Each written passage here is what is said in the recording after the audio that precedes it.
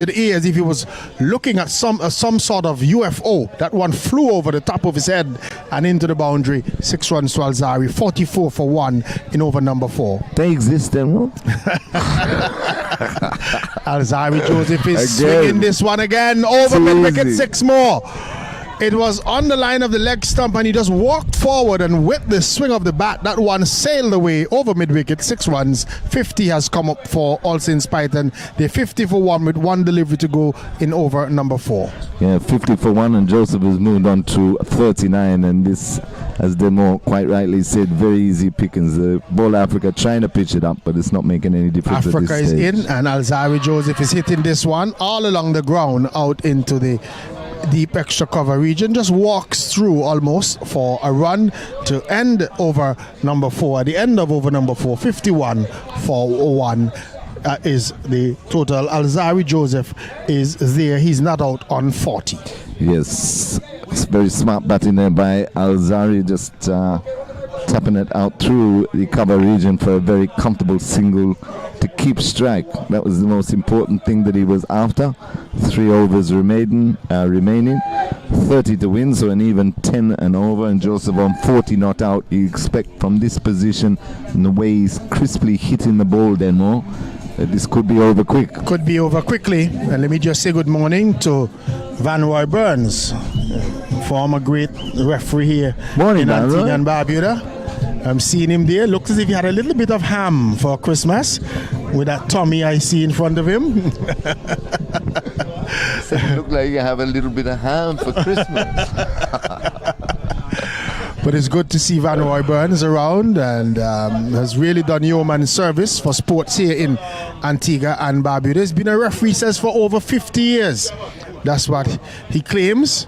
And so he's been around. So Omari Joseph is in, and his first delivery is struck by Alzari Joseph out to, and he's dropped by Africa on the boundary. Hit it straight down the throat of Jaheim Africa on that long off boundary. Came around, everybody thought that he was going to settle under it. The ball went in and out of his hand. He is disappointed. Alzari Joseph would be happy. 51 for 1. But here is Marcelin getting one that he's swinging over the mid-wicket region. There is a fielder on that wide mid-wicket boundary, and just another run. 53 the total has gone up to. Huge drop that, and as far as outfield catches go, that one was rather easy. He just Joseph just working this one up in the air, but again the fielder coming in from long on is quickly in. Alzari Joseph just a run. 54 for 1 with 4 in over number 5. Here is this delivery wide down the leg side, and you don't want those at this stage. So wide would cost them 6 runs there, and helping the cause of All Saints is now on to 60 for 1 with 21 required, with some 14 deliveries. Here is this delivery again. Marcelin just dropping it on the onside, and Tenez Francis, the little young 13-year-old feeling at that backward square position is in, has a strong throw back to Dari Francis. 1 more run to the total, and we're wondering how much will that drop catch cost the Jennings team, putting down Alzari Joseph, who's again trying to swing one away, doesn't time it well, and the ball goes out to the fielder on that mid-wicket boundary, and he's able to come through for a run. The end of over number 5 has come up. At the end of it, 62 for 1, 19 required, and it has 2 overs remaining, so 12 deliveries to get 19 runs. Who's your money on? Yeah, I think it's still have to back the batting side, and All Saints with Alzari still there. Should have been out in the last over. So I was saying, as far as outfield catches go, that was comfortable for Africa. He made the ground nicely, he was under it, had all the time in the world, but unfortunately for him it just popped out, because he was one, even when he was bowling, he was trying his best to get it up there, but a couple of good shots by Alzari, put paid to his over. That would have been a nice comeback for him, and of course the wicket that Jennings so desperately needed. But not to be Then more so, I'm still back on All Saints. Still a little bit of rain around. There's a bit of cloud around us, and some clouds looking very ominous in that eastern side of the country. But what is working in our favor today, there's a very strong breeze also behind those clouds that are pushing them away from us here at Pickett's. So if you're listening and you want to come out to Pickett's, come on out. This is the penultimate over. Alzari Joseph is working this one in the onside, wants two. Oh, he's falling again. Then Marcelin again losing his footing. He's going to have to inspect those shoes because those are very slippery. It's been falling all day. So just the one, 63 for one, 18 required of 11 deliveries. Miller is in. And Marcelin dropping this one on the onside. That's good batting. And no ball called by the umpire. So this is going to cost him 7 runs. You don't want to do that at this stage. You don't want to overstep because no balls and wides go for 6 runs in this shortened format of the game. So it has changed the context of things. All Saints now on to 70 for 1, 11 to win with 1.4 overs left. Paco would tell me that that's 10 balls. Had to take out his calculator to get that done. So, give him a break, man. It's Christmas. It's Christmas. Paco is my friend. Here we watch as Miller is in. And Alzari Joseph is getting one that he's banging away over mid-wicket, 6 runs. One more again, that's game. Just short of a length there by Miller, and Alzari Joseph is standing tall and hitting it directly over the top of the long on region and picked up 6 runs. Remember, the winner of this match comes up against Pickett's Crushers in the finals. Just 5 runs needed for victory. And that 6 from Alzari Joseph brought up his 50. He's now 50 not out, and the total score is 76 for 1. So he was always going to be key. And now he's 1 boundary away from winning the match. So they're supposed to be a 3rd and 4th place playoff, and then the finals. Alzari Joseph is trying to finish it in style, and he does. Hits it hard over the long on region. 6 runs. That's the end of the match. That's the end of the game. Jennings lose to All Saints Python. Alzari Joseph ends on 56 runs. 56 runs. Half century for Alzari Joseph. 82 for 1 is the final total. And All Saints getting home and making it look pretty easy in the end. Okay, a good win by All Saints. Then more, as we say, Jennings started well, 20 off the first over. They're up to 50 odd after 4 overs.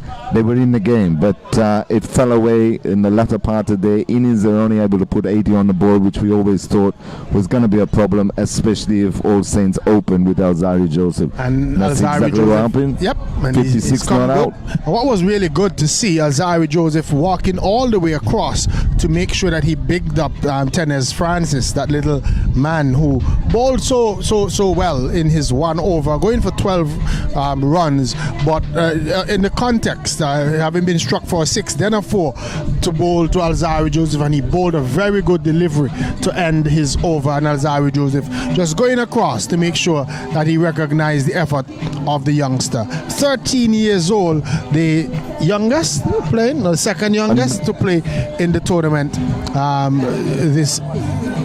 Yeah, and that's exactly what they want. Alzari doing the right thing, giving the little boy encouragement. He'll remember it, but also showing that heart, as you said on commentary, then more showing that conviction to come back, and he's still trying to attack. He's still trying to get Alzari out, even though Alzari had hit him for those 2 very good cricket shots. So. Kudos to the young man in Francis, and I'm sure he'll remember this day. And kudos to Alzari too for taking the time and interest and just giving him an encouraging word at the end of the match. But very convincing win there by All Saints Pythons, and they move on now to meet Yep, to meet Pickers in the finals. We're going to have the third and fourth place playoff. It's going to be between combined schools and Jennings. Let me just give you the bowling card for Jennings. Glenton Williams, 1 over for 6 runs. Tennis Francis, 1 over for 12 runs. Jedediah Martins, 1 over for 15. Jahim Africa's over went for 18. Omari Joseph, 1 over for 11. And Matthew Miller, 4 deliveries, 20 runs at the end. And Alzari Joseph was 56 not out of 18 deliveries, and he hit 5 4s and 5 6s. Michael Dover was run out Francis without scoring, and Malik Marcelin, who was there at the end, faced 11 deliveries, made 8 runs, and he was there with Alzari Joseph at the end, 82 for 1. All Saints winning by some 7 wickets. We're going to have a short break, take a breath, and then it's going to be Jennings who is going to play against combined schools, as we have the 3rd and 4th place playoff to be followed by the finals.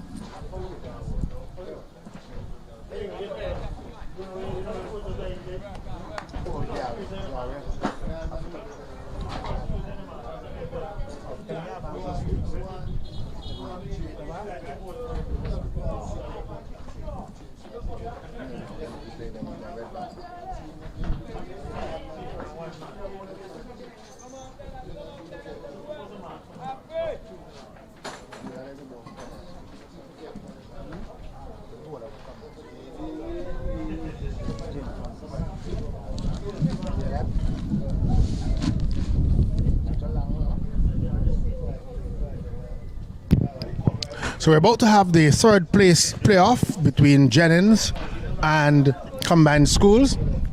And Jalen Francis, who has a very long run up, misses his run as he's about to start. It's going to be Jahim Africa and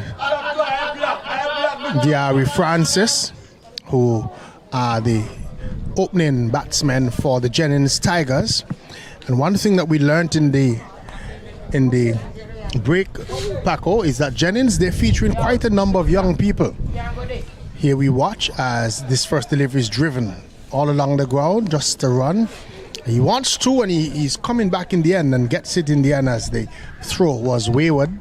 And so 2 runs to Africa to start, 2 runs to Jennings, 2 without loss, just the first delivery of this third and fourth place playoff. There's still a bit of rain around, but the wind seems to be blowing the clouds away from us, so we're in bright sunshine here at Pickett's. If it's raining where you are, you might want to come out of that rain and come up to Pickett's and enjoy some cricket. Here is this delivery. Walking down the track and driving is Africa. Gets a run out to the long on region. Just another run.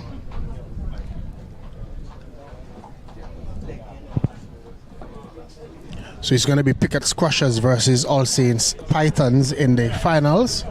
Combined Schools playing against Jennings Tigers, and Jennings Tigers with Diari Francis. He is on strike and he made 42 in their last match.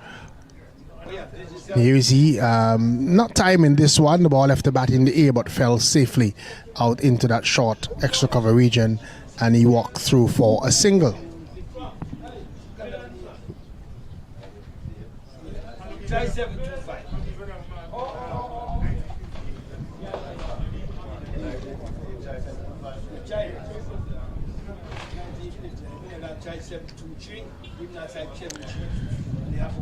Francis is driving, is in, and Africa is driving back to Francis, and Francis would have put that one down. That one came back with him, at him with some venom. It struck him on the palm and fell away. They squeezed a single as well, so just one more to the total. And Francis would want to, Diari Francis, the batsman, would want to continue his rich form that he had in that match against All Saints. Here is Jalen Francis into him, and he's driving all along the ground but straight to the fielder out at that deep cover region, and he gets just a run. So 1 delivery to go in the first over, and the total is on 6 without loss. It's good over so far from Francis, as long as he can finish it off with this final delivery.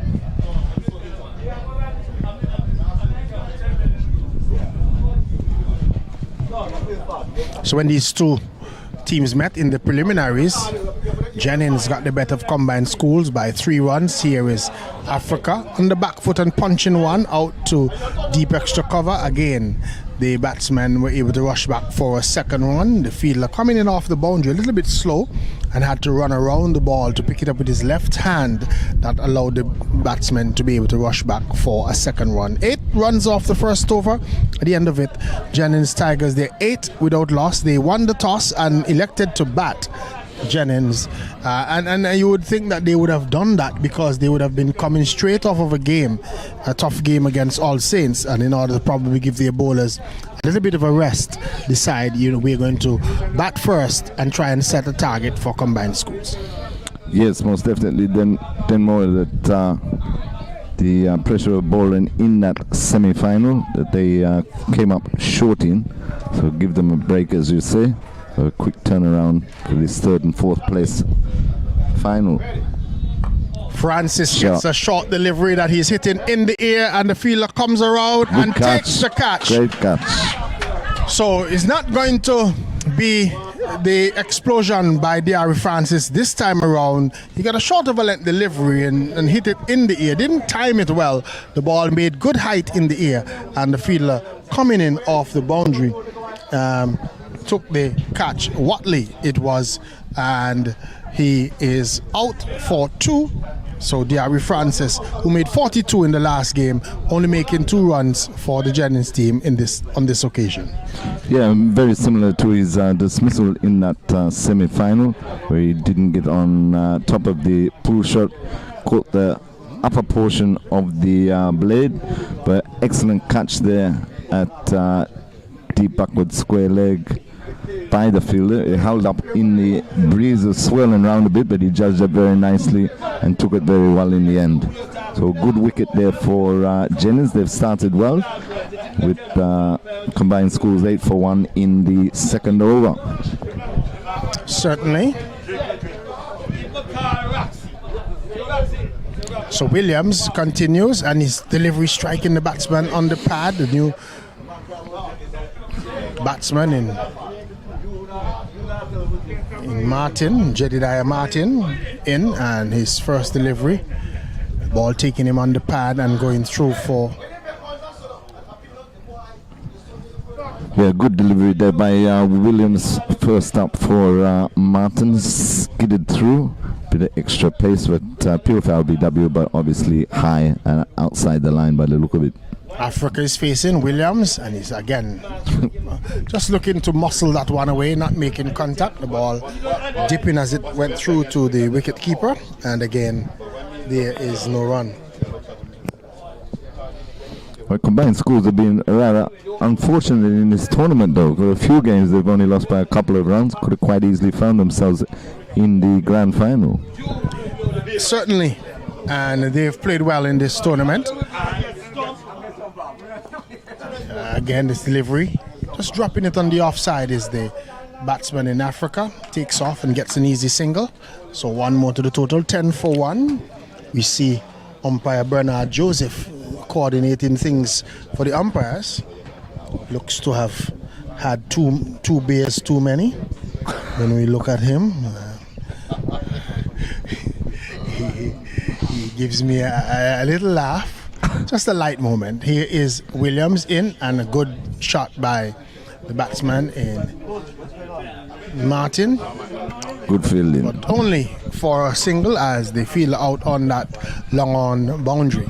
Came across very quickly, released quickly, and the batsman had to settle for a 1 run. Yes, Jennings Tigers, both opening bowlers in Francis and Williams keeping it tight so far. Just a 10 runs scored.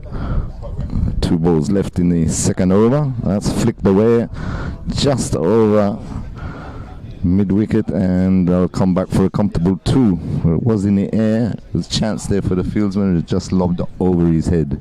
And so 2 runs there for the Jennings Tigers. And Jennings, as I was saying earlier, featuring some youngsters. We understand that Miller, is it Matthew? Matthew Miller is also a 13-year-old. Same as Tennis Francis. Paco pulled out his calculator and was able to work out that Matthew is probably a month younger than Tennis Francis. So we were saying Tennis was the second youngest. Probably it's Matthew Miller, and we want to say thank you to Google and its calculator function for helping out Paco there on that occasion, making sure that we got it right. So Jennings, but it's really good to see that Jennings featuring 2 youngsters in their side that are under the age of 15, which is excellent to see. Very excellent good to see. And we want to also say thank you to Bernard Joseph, who's trying to get us off of his case. A wide delivery first up by the new bowler.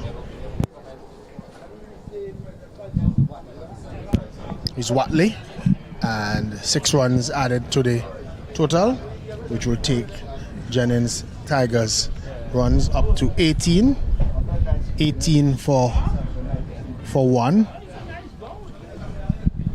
Yeah, not a good start there by Watley. He'll be looking to keep the pressure on this combined schools outfit. That's better delivery from Watley. Touchdown just on about the off stump and enticing the batsman Martin into the drive, not making contact, and was able to beat the bat. So the total remains on 18 for 1 in over number 3. So a slow start for Jennings, and they would hope that they can pick things up and speed things up and get a couple of boundaries to really get their innings going. Watley's in, and a Yorker length delivery. And again, boy, man, it's going to be trouble bad here for Jennings. There was a little bit of a mix-up, yes, no, and then in the end, the Africa is the batsman that is run out for 8. He was left stranded. The throw found Watley right at the stumps. He flicked the bails off, and Jennings losing their second wicket. They're now 19. It is 19 for 1. For 2, correction. Yes, very bad misunderstanding. They're both batsmen in Africa, and Martin started off for the second run, and Martin looked like he changed his mind, but he was already halfway down the pitch, and Africa decided to come through, found well short of his ground. So not what Jennings required. They're in a spot of bother here, they are in a spot of bother. Haven't got too many on the board. 19. Cameron Miller, who didn't look in too good of a nick versus All Saints, will have to come up with the goods today. Marcelin gets a delivery from Watsy on the line of the leg stump, trying to flick it away. Ball went into the pads and just a leg by. So Jennings, they're going to need boundaries. They're going to need to push things on because the deliveries are going. They only have 7 overs to bat, and we're almost at the end of over number 3. And so they're going to want to really push things on if they're going to post a decent score against the Combined Schools. Remember, Combined Schools has the likes of Joel Andrew, who looked very good in that semi-finals match. Here is Miller getting a full pitch delivery outside the line of the off stump. Swung it, not making contact. Ball goes through to the wicket keeper. No run. Yeah, he's not in any form whatsoever today, is Miller. Thus far, he just needs to try and work the ball around a bit, at least pick up the 1s and 2s and try and get himself into some boundary hitting form, because they need some boundaries then. Well, certainly they do. Here we watch.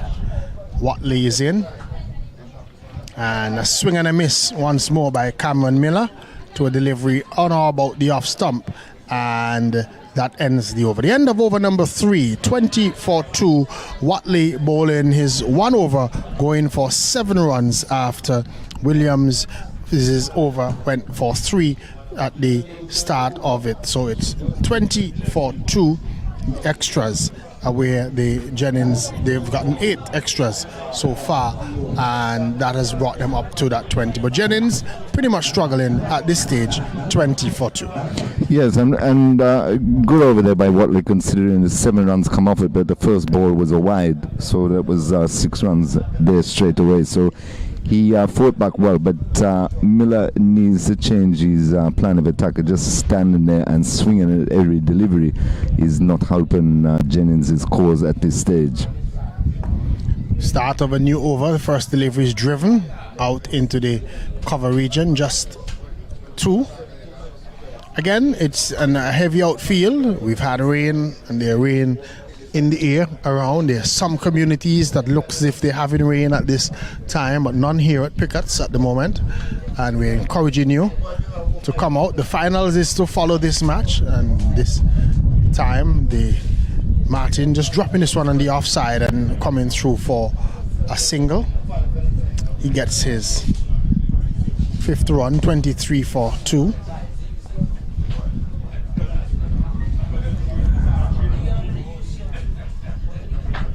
Miller gets one that he's sweeping down to the backward square boundary for 4.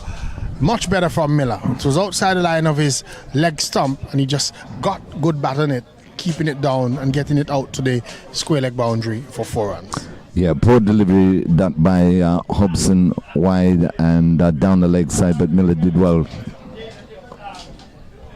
Hobson, this delivery, bringing the batsman, pulling him out of his crease. That one had a little bit more air on it, and Miller just almost yorking himself, wasn't able to score.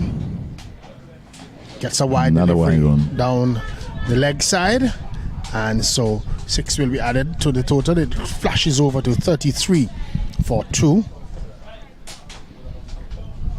Hobson. And he's striking the batsman on the pad. There was a loud appeal as Miller was swinging across the line of that one. Hobson was interested. In the end, no damage done. 33 for 2 at the end of over number 4. Jennings Tigers winning the toss and electing to bat. Yeah, he might have got away with one there. Hobson, I think the LBW appeal looked a bit high, but he got a dot ball which Combined Schools will be very grateful for. Wasn't a good over, ill-directed down the leg side for the majority of it, but Miller, not being in the form that we know he can be in, didn't really cash in. He got the one boundary, but just the one boundary. So 33 for 2. After 4 overs, just 3 overs remain, and they're really going to have to turn it on here if they want to set a decent score, then more positive, challenging score, because we remember Combined Schools got 80 odd in that semi-final. Certainly. And so Jennings would want to turn things on. James Knight is the bowler. First delivery short and taking a thick outside edge, and it's going down to the third man boundary. Hobson is giving chase and gives it up. The ball runs into the third man boundary for 4 runs. Yeah, unfortunate there for James Knight. Not a bad delivery, just on or about off stump, 4 stump line or so, but thick outside edge, flew through where slips would normally be. A welcome boundary there for Jennings, moves him up to 37 for 2. James Knight is in, short delivery, and looking to pull this one away was Jedediah Martin, and the ball taking the low end of the bat, the underside of the bat, and falling into his pads and didn't score. And that was a short delivery that he really should have scored off, and he would think that he would have missed out on that occasion. Yes, he should have cashed in on there, but I feel that, you know, with the pressure on Jennings, the Combined Schools are able to keep on. He's swinging too hard. A delivery outside the line of the off stump again. Missing, that was a full toss and he didn't hit it at all. Is Martin looks down at the umpire, probably wanted a wide on that occasion. The umpire was satisfied with the way that one had passed outside the line of the off stump. And we've heard some names that are familiar today. We've heard Watley, James Knight, we've heard Hobson, and those are some names of some people that have been associated with cricket here in Antigua and Barbuda. This delivery is played away into the offside field. They hustle for one. Will they come for a second? They do. The throw is weak because the fielder was falling as he was throwing that one in, and in the end they were able to come through for just a run. Yeah, they completed the second, which was very good there by Martin, but much better batting. Instead of standing there trying to swing through the line of delivery, he made sure he put bat on ball, put the fielder under a bit of pressure, and they picked up 2. But boundaries they'll be looking for is Jennings.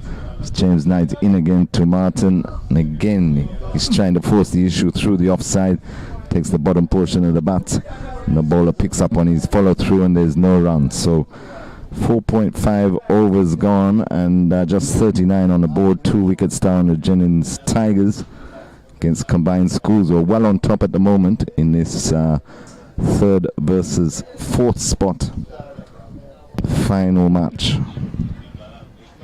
Here we watch as short delivery, and he's pulled away but straight to the fielder down at a mid-wicket boundary, and it went between his legs, but the batsmen were able to come back for 2. Didn't go into the boundary, but then a wayward throw causing the batsman to come back for an additional run, and he wanted a 4th run, and in the end Miller holding his hand up, and the batsmen were able to settle for 3 runs. So the end of over number 5, Jennings Tigers, they are 42 for 2. 42 for 2. This partnership has put on some 23 runs. Miller is on 4. 14 is Martin. Yeah, not a bad over there by James Knight, and unlucky that last delivery should have just gone for a single at misfield, the deep mid-wicket boundary, and then 4th return, wild return, well over the keeper's head. forced another run. So a single turned into 3 off that last ball. The over went for 9. Score up to 42 for 2. However, 42 on the board and only 2 overs remaining. Combined schools will be very happy with their position at this stage of the game. 2 overs to go.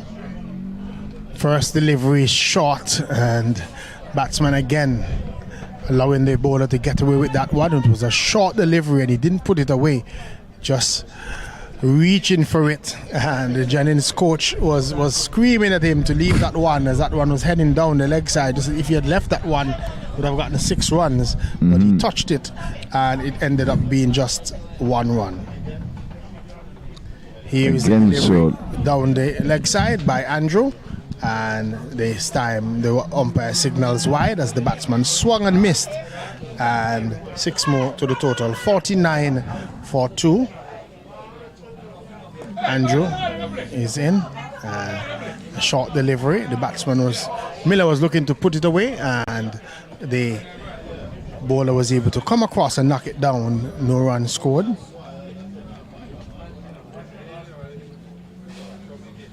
Here is Miller, just being cramped up, looking to play across the line again. The ball speared into his pads. He's able to come through for a leg by. So the 50 finally has come up for Jennings. 50 for 2 in over number 6. This delivery is struck away over the offside field. Should get a boundary and does. It was a wide delivery outside the line of the off stump, and Martin giving it the full treatment, got it, good batting it, good timing, and the ball went over the extra cover region for 4. Yeah, much needed boundary there by Martin, and Jennings moves them up to 54. They need a few more of those, of course, with only 7 deliveries remaining, 7 legal deliveries. Dropping down the track. That's a lovely this shot. One high over the top of long off, 6 runs. So a boundary of 6 maximum to end the over for Joel Andrew. The total now goes on to 60 for 2 at the end of over number 6. Yeah, beautiful shot there of the last ball of the over by Martin. He used his feet and got to the pitch of the ball and then swung right through the line, driving Andrew high, wide and handsome over the long off region, and that put him in with a show. 60 on the board, 1 over to go. They can make this around a 15-20 over. They'll have something on the board, then more to defend. They definitely need to maximize on this over, give them a fighting chance. You would think that on a heavy outfield, the way that we saw combined schools approach 86 that we have, I mean, anything around the 85 region could prove to be decisive for Jennings. And so you would want to think that Cameron Miller and Jedediah Martin would want to maximize in this over. First delivery is beating the batsman outside.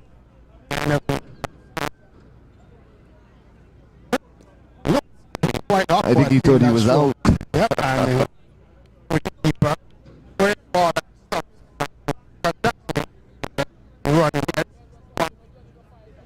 good area, that first ball there by Coffey. That's where he needs to be.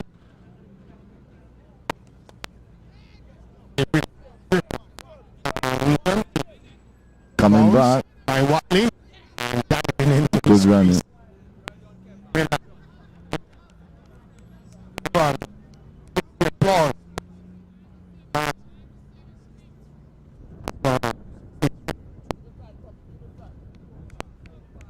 Good over soon.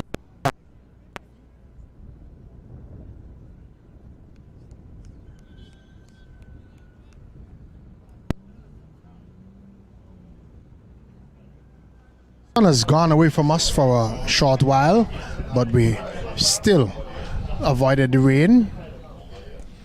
And again, that's this delivery bowling. is a dot ball, and any dot ball at this stage of the the innings is almost like gold. It's like a bonus for the combined school. 63 for 2. So far, so good for combined schools in this final over. He's jumping down the track and hitting this one, shot. Martin, high over the long off region, and he picks up 6 runs. Top shot there by Martin, and much needed again, using his feet nicely, getting the pitch and the delivery, and driving very nicely way over long off's head. So 6 more, 69, 2 deliveries to go. And they get and they say when you see 69, we always remember the late Charlie Joseph, fellow commentator. He loved that number. This delivery swung away, backward of square, 4 runs. Again, short delivery by Coffee this time, and misaligned as it was angled down the leg side, and just helping it on its way was Martin to get his 37th run and takes the total on to 73 for 2 with just 1 delivery to go. Yeah, Martin playing a very good and important hand here. He's on moved on to 37. Coffee just losing his length and his line the last couple of deliveries. He's concentrating on one side of the wicket to begin with.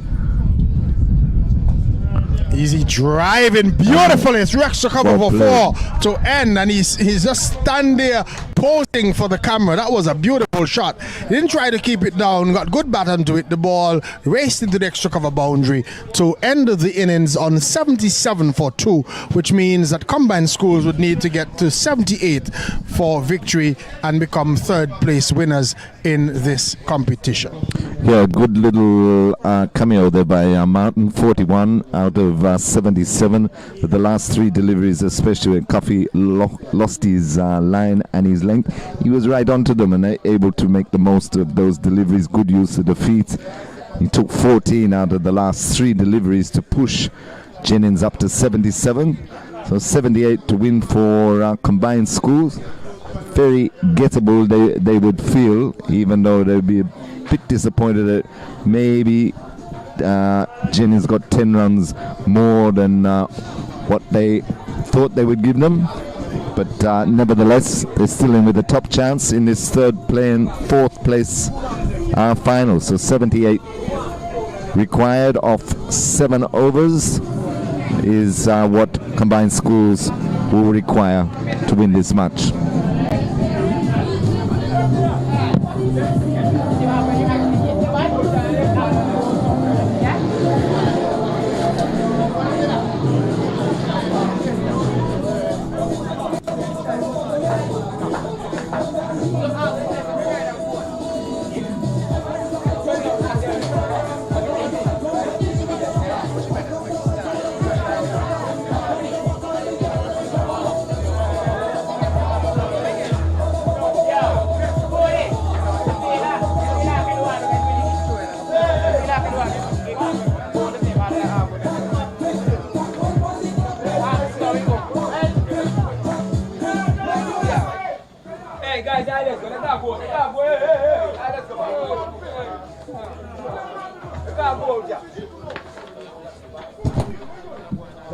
Come out of the pitch, please. Come off the pitch. Come off the pitch.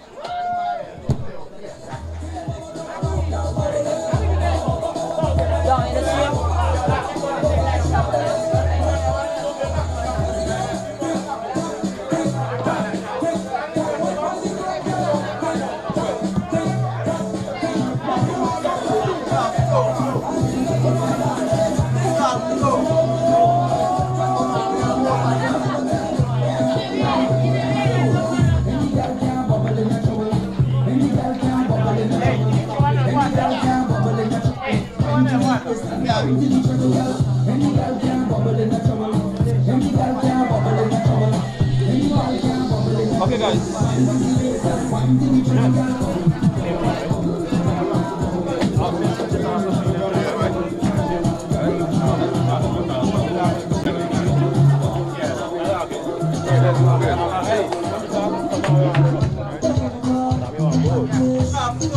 I'm on board.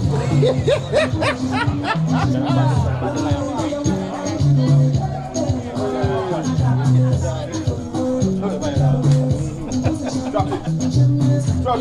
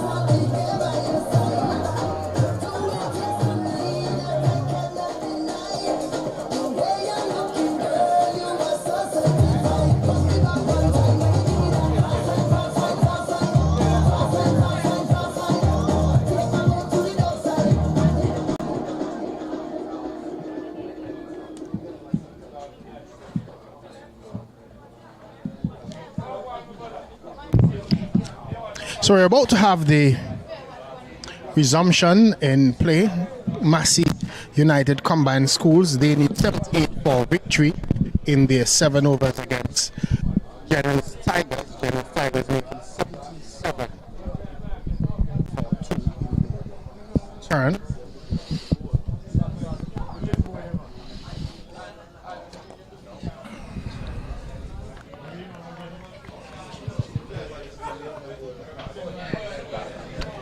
And the winner of between these two teams goes home with $400. Nothing wrong with that. No. And $200 for the 4th place team.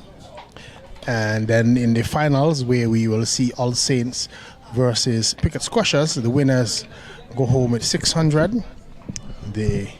With $800, correction, $600 for the 2nd place. And it will bring an end to the VAX tournament. So, Tennis Francis is opening the bowling for the Jennings Tigers, 2 deliveries so far, just 1 run. Himself and Matthew Miller, 2 youngsters in the team. 13 years old, Francis, and this is a delivery angled into the batsman, just a run. So again, three deliveries so far, just 2 runs. He would be happy with his job so far. He just wants to get through these 6 deliveries and not give away too many runs. Yeah, and he's doing the right thing, bowling good line, stump to stump so far, halfway through the over. Joel Andrew faces as again tenors Francis. The shout is 2, and they're gonna come back for the second run. There was a throw at the stumps, and they want here is he's giving him. He's short of his crease. Jalen looks to be Joel Andrew, who was struggling to get back, having to dive into his crease. So is that Jalen Francis? Looks to be Francis, who was struggling to make his ground there on that occasion. The bails whipped off as they were looking to go for a third run, and Jalen Francis having to walk back to his crease, run out, and the total is now 4 for 1. Yeah, it wasn't bad piece of fielding at all by Jennings' team there. A good team effort, because the ball was hit through the mid-wicket region, and the bowler Francis actually tried to chase it down because of the deep mid-wicket fields when coming off the boundary. So therefore it left the stumps at the bowler's end unattended. The fieldsman shied at the stumps, just missed. It went through onto the offside and picked up nicely, and a good return back to the keeper, and found a sprawling Francis just short. He must have been just short though, Denmore. It must have been. He looked pretty close. Yes. Would love to have seen that one in the replay. As usual, there are no batsmen that feels that they have been run out. But with the advent of technology, we've seen some that we thought were in, who were clearly out. And so he was given out on the field, run out. And so here is Francis, first to Jacobs, who's hitting this one high over the wide mid-wicket region, 6 runs. He just lifted his head and swung at that one, and the ball hit the middle of the bat. It went high in the air, but it also went distance and over the mid-wicket region. Malik Jacobs starting off with a boundary. The total has gone on to 10 for 1. Yeah, showing his intentions very early there of the first ball. Francis, and this is down the leg side, should be called wide, and is so wide given. The end of the over has come over. The end of over number 1. Massey United combined score 16 for 1, 62 required if they're going to achieve victory, and they have some 6 overs to get it in. Yes, and unfortunately there for young Francis, he bowled a good over, and they got the wicket of the run out simply because combined schools trying to force the issue. A good tight over up until that stage, and then of course Jacobs walked out and played a lovely slug sweep really, and cleared the boundary. Francis trying to tie him up with that last ball, unfortunately just slid it down the leg side for a wide. So 16 off the first over. Good start, even though they lost the wicket. Good start there for Jennings. Certainly, good start for combined schools. Combined schools against Jennings. But it's going to be important how Jennings bowled to Joel Andrew, who has been in form in this competition. Here is he getting a delivery that is full pitched delivery. We'll see what the umpire calls. He was able to hit it away just for a run, but it's just one. So must have been very close to a no ball for height though. Yeah. Yep. Over the waist.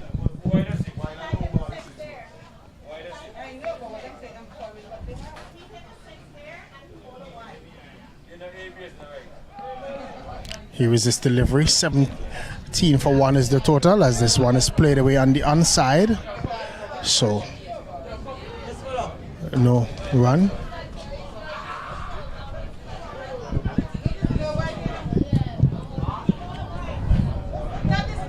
issue with the score? Maybe? No. Just the crowd getting excited. Exciting times of demo. The final coming up after this. Yep. Everybody's on edge.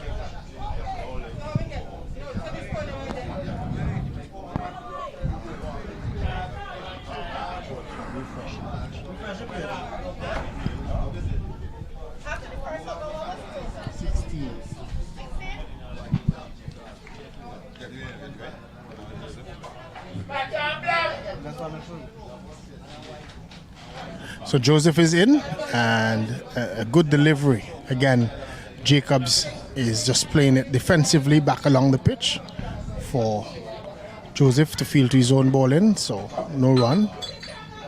Left arm spinner. We've seen a few left arm bowlers in this tournament. Jacobs is swinging this one over the backward square region, picks up 6 runs. That was a good shot. It was angled into him, and he just went with the angle of the delivery and swung it hard over the backward square region and picked up 6 runs. Yeah, another good shot there by Jacobs. He plays that slug sweep down on one leg very, very well, and he was disappointed the ball previous delivery to that he didn't take it on, but that one, no mistake. He's dropping one on the underside, looking for a single. Tennis Francis is quickly around and prevents the possibility for a run. 23 for 1 at the end of over number 2. Andrew is on 4, Jacobs is on 12. Yes, and Jacobs looks like he's really set to take it to the attack of the Jennings Tigers. Moved on to 12 with 2 lusty blows, and is looking good at this stage. Of course, Andrew, we know he's in good form, so they'll be relatively happy with this position at the moment. After 2 overs, would combined schools be on 23 for 1. They require 55 more of 5 overs, so they need to go at 11, and at the moment they're going at 11.5 and over. So things are well in check here at the moment for combined schools. And they're playing a good match. Of course, they'd be disappointed that they missed out on the final just by a couple of runs, losing to Pigots earlier. They seem to be very determined in this one, Denmore. They are. Short delivery, and it's ball him. Joel Andrew was looking to smash that one somewhere over the mid-wicket region. The ball was much slower than he thought and played much too early. The ball crashed into his off stump. That's the end of Joel Andrew. This could spell disaster for the Massey United combined schools. They're now 23 for 2, losing their top batsman. Yeah, big blow there for Jennings, and good slow ball by Joseph, and because it was a slow ball, it kept a little low, and instead of playing straight, Andrew was trying to pull that one from his stumps through the onside, but failed to make contact through the shot far too early, and that's a big wicket for Jennings. Yes, it is a big wicket for Jennings, but it has brought Hobson out to the crease. He too can have a go at it. He too can bat, young Hobson, and so we'll see how he responds at the loss of Joel Andrews' wicket. So Joseph, wicket off his first delivery. And Hobson is getting one that he's just flicking down to a short fine leg region. Again, coming around quickly is Francis, Tennis Francis, and the batsmen were only able to get 1 run.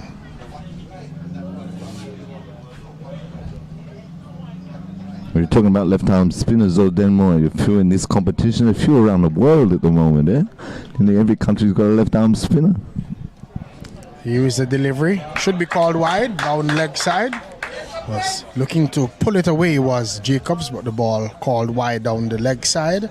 Takes a total under 30 for 2 30 for 2. Quite a number of left-arm bowlers in general you're seeing these days, and they're being very effective. They've always been awkward to face, though, left-handers in general. Here is a delivery tucked away by Jacobs out to a wide long-on position. Africa it is, that has just a lob throw back to the wicket-keeper, Diari Francis, and they get a run. 31 for 2. Yeah, just the 47 required, 8 wickets still in hand. Hobson gets one that he's just guiding it out into the offside field. The talk is look 2, and he struggles back for the second and should get a third in the end, as the Diari Francis was just trying to run him out.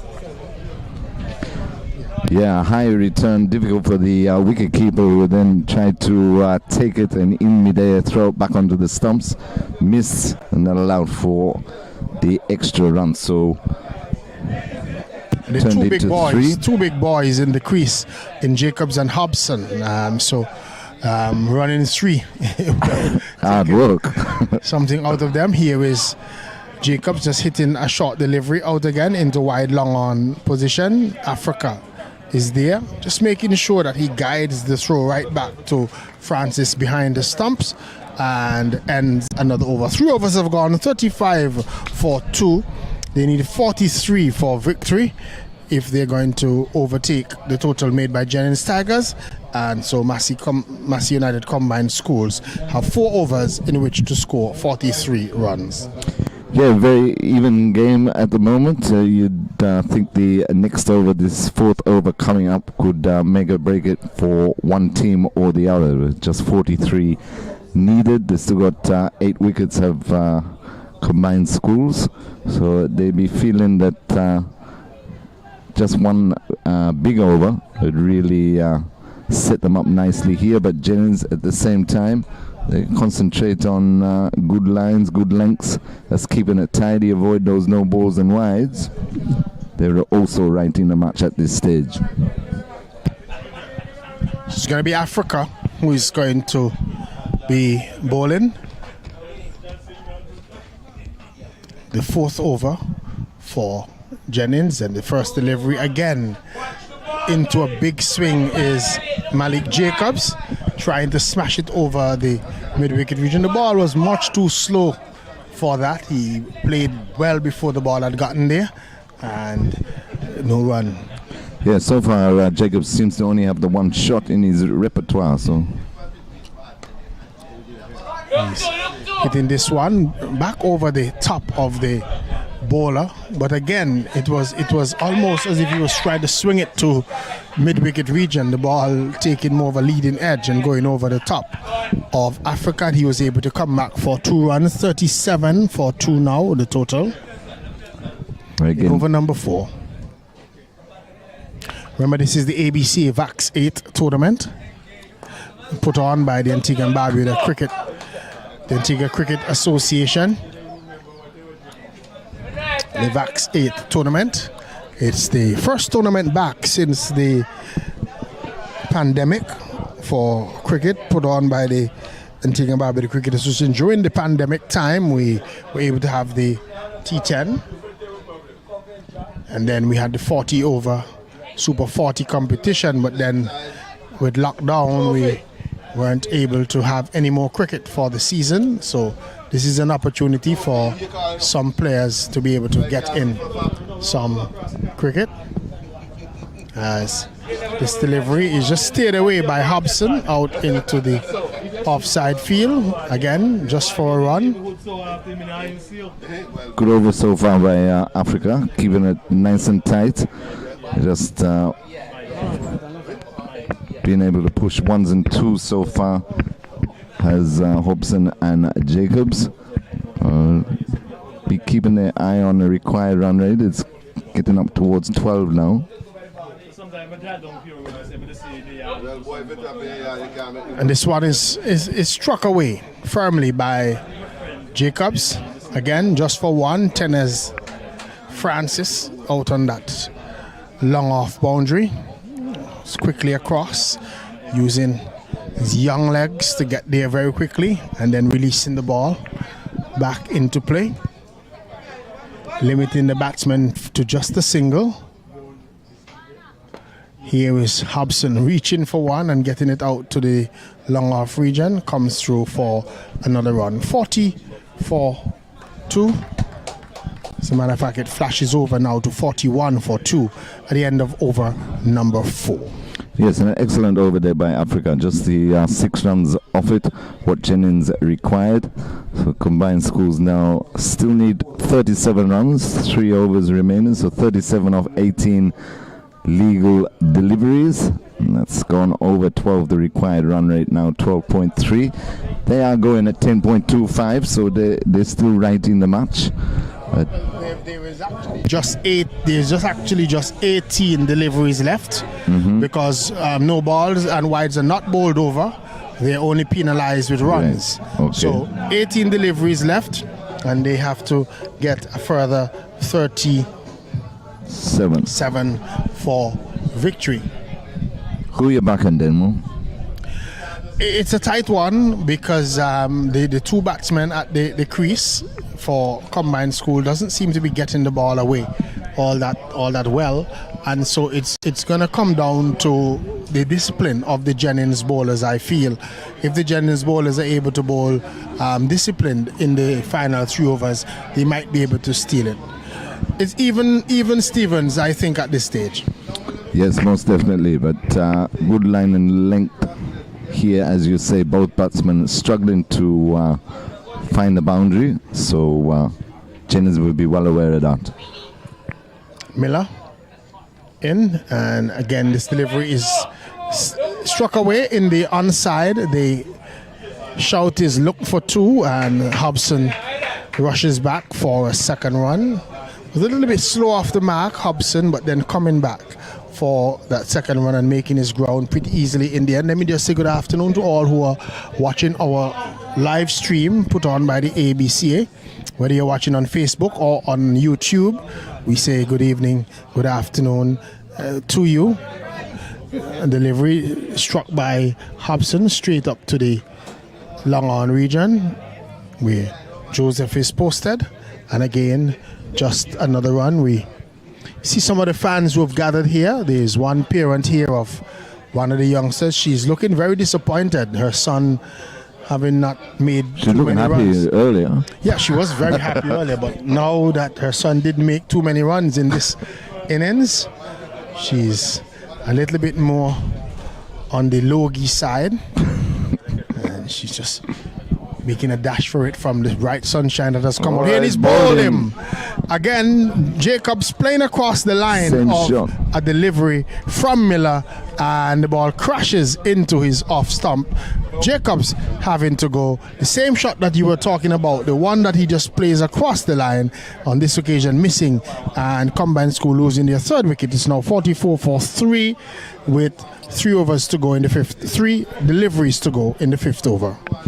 Yes, he seemed to only have one shot to Jacobs in his repertoire, and that was pulling everything through the mid-wicket region on the onside, and of course the pressure mounting up to 13.6, the required run rate now, so 34 to win off remaining 2.3 overs. He felt he had to keep going for it, but lost his pegs. So with that wicket, you'd have to say that Jennings slightly in front, but combined school certainly not out of this at all, restricting Jennings to 79 when they with the ball. Now trying to get over that score with the bats. 44-for-3, 2.3 overs remaining.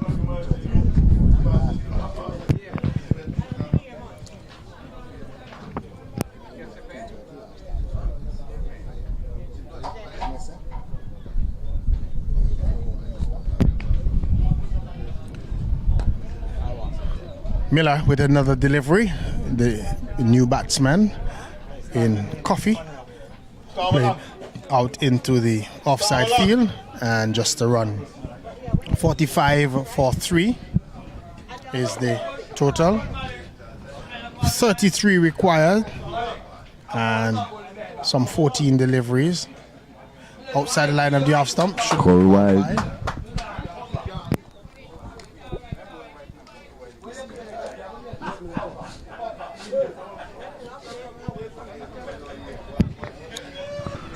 So that's what they don't need. All those keep the opposition in the game. Yeah. So 27 required. The score has gone on to 51 for 3 with that wide delivery. Here's Miller once more. And he's swinging the baseline. He's a loud appeal. And he's given it. He's out caught behind. So swinging was Hobson. And the edge found. Good catch taken by Diari Francis behind the stumps. And the combined school losing their 4th wicket. It's now 51 for 4 at the end of over number 5. Yeah, another good wicket there for Jennings, picking up their 4th wicket. As combined schools, just the pressure getting to them. They're just losing their way a little bit, unable to find the boundary in the last 2 or 3 overs. Is really put the brakes on them, and now they're struggling a bit. They still need 27 required off 12 deliveries, so they're still not completely out of their range, but they really need, especially in this penultimate over, they really need to find the boundary 2 or 3 times in this over. Definitely, they would need to find the boundary a couple of times, and they would also need a little bit of indiscipline from the Jennings bowler. A wide here, a no ball here or there can really change the situation of these matches where the extras are not bowled over, but they're penalized with runs. And so wides and no ball bring you 6 runs, and with 2 or 3 of those, quickly the game can change. Definitely change the whole complexion of the match if you don't get it spot on. First delivery is hit in the air out to the long on region. The field allows the ball to drop, and they're able to rush back for 2 runs. Thought that he might have made an effort to take the catch, but the 2 runs in the end to Coffee. Yes, it looked like he was going to catch it comfortably, but pulled out at the last minute. I presume they're thinking they just stop the boundaries. Here's Martin, and Coffee's jumping down the That's got to be out. And out stumped. Yep, he's out stumped as he jumped down the track at that one and missed it completely. The bails were removed in a flash, and that's the end of Coffee. And losing their way a little bit is Mass United Combined School. They're now 53 for 5. 53 for 5, and losing their way a little bit. Yeah, shame for Combined School. They're playing a good game both with bat and ball, but till about 2 or 3 overs ago just started to lose their way. Jennings coming back with a few quick wickets. Now they have half the side out. They still require another 25 runs off 10 deliveries. It's uphill from here, you would think. Is he tossing one up, and the batsman gets it into the backward square region. They come back, they rush back for 2. The batsman who is coming looks very quick over the 22 yards. A good run in once again, but it's the boundaries they need desperately now. Good ball.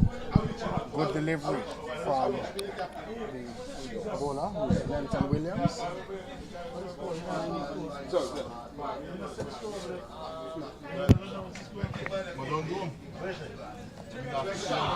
Ball is swung out into the mid-wicket region, and the catch is taken. So another wicket falls for the combined school teams, and they're beginning to lose their way. 6 wicket. The 6th wicket has fallen, just their final batsman to go. They're on 55 for 6 with 7 deliveries to go, and they need 23 runs for victory. Yes, as we're saying, the pressure getting to combined schools. They're unable to find the boundaries, and they've lost now about 4 for 20 or so in these last 3 or 4 overs. So Jennings well on top now, 23 still required by combined schools. Just the 7 deliveries left. So I'd say Jennings and the coach will be saying just bowl nice, tidy, a line and length. Don't give away the extras, and they'll see this one through quite comfortably. Then certainly that would be the idea for Jennings. This is the final delivery of the 6th over. This delivery is right up to the batsman, and they're able to nudge a single out on the leg side. The end of the over has come up after 6 overs.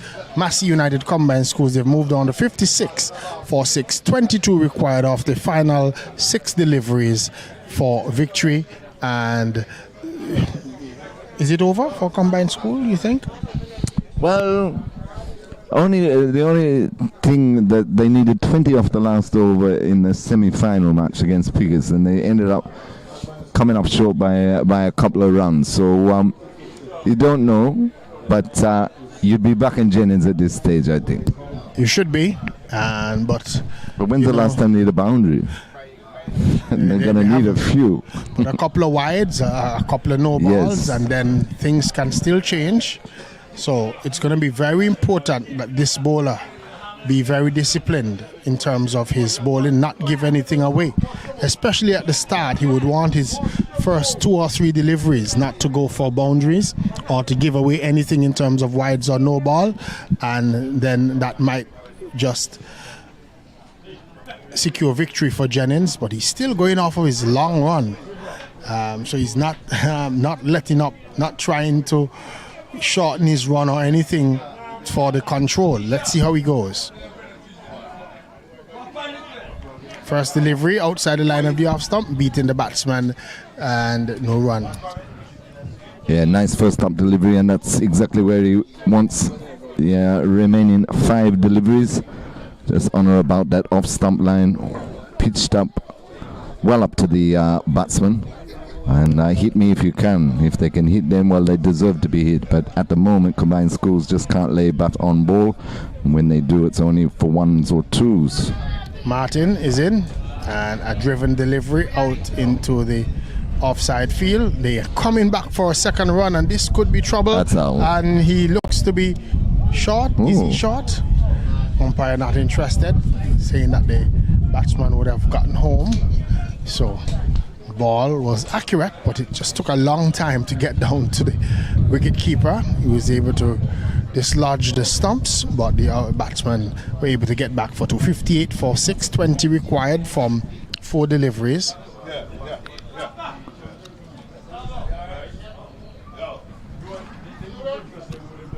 Martin here will just be looking to repeat the process of the first 2 deliveries. Delivery, he struck away.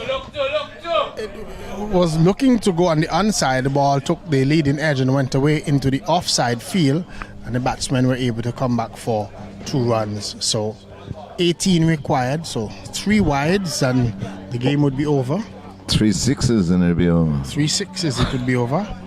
So you would want to think that the Jennings bowler would want a dot ball at this stage to ensure that he can't lose. Is he getting just there you go. It's a good over. Run, and he's looking for a second run, but he's short of the mark, and this time he's run out. So the end has come for combined schools.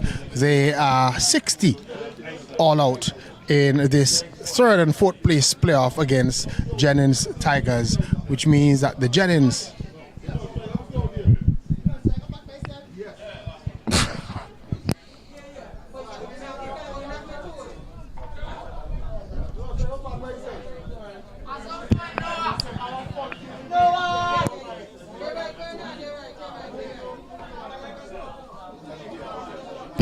we've just been updated on the rules. It's actually not over. He's allowed to bat by himself. For 2 balls. But a good effort by combined schools. It just, you'd have to say then more that it's the experience.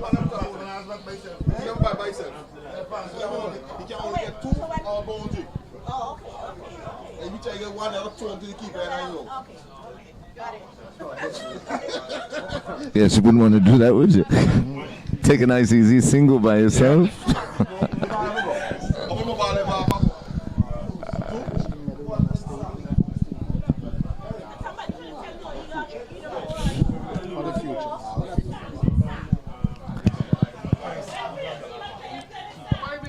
So he's missing a delivery, just so that you know that the non-striker is the striker who is not out. The batsman who is not out is allowed to stay. So he has just one more delivery to go, 61 for 7.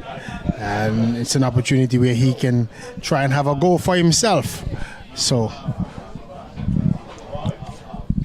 here is the final delivery of this match. Here is in and coming down and looking to force this one away to the offside seal. Field no run. Excellent over by Martin. Just 5 runs coming from it. At the end, Massey United Combined School ending on 61 for 7 at the conclusion of the match, which means that the Jennings team won by 17 runs. Yeah, comfortable victory in the end for Jennings, but a good game. The combined schools put up a good fight, especially with the ball to restrict Jennings to 79, and in the chase they were well in it for the first half, but then the pressure started to get to, and the boundaries couldn't have been found. You thought once Joel Andrew was bowled by that slow delivery, that might have been problems. The end for combined school, because the other batsmen struggled to get the ball away. Definitely. And so they fell short in the end. Jennings winning by 16 runs. I might have said 17, 16 runs. 16 runs, third place, and 400 bucks. Third place, 400 bucks, 200 bucks going to Massey United Combined School for their efforts as well in this tournament. So they're not going home empty-handed. They're going to take home 200 bucks. 200, so, excellent. Joel Andrew made 4, Jalen Francis 1, Malik Jacobs 18, 9 for Hobson, 3 for Coffee, Watley made 6, and Glenn Williams making 2 in the end for Jennings. 16 off Tennis Francis is over, 17 off Omari Joseph. Bassiano Joseph had 12 off of his over. Jaheim Africa 6 runs. Matthew Miller 10 off of his 1 over. Glenton Williams 5 off of his 1 over, and Jedediah Martin ending in the end with 1 over for 5 runs. Jennings Tigers winning the 3rd and 4th place playoff by some 16 runs. Hey, 30 minutes. Hey,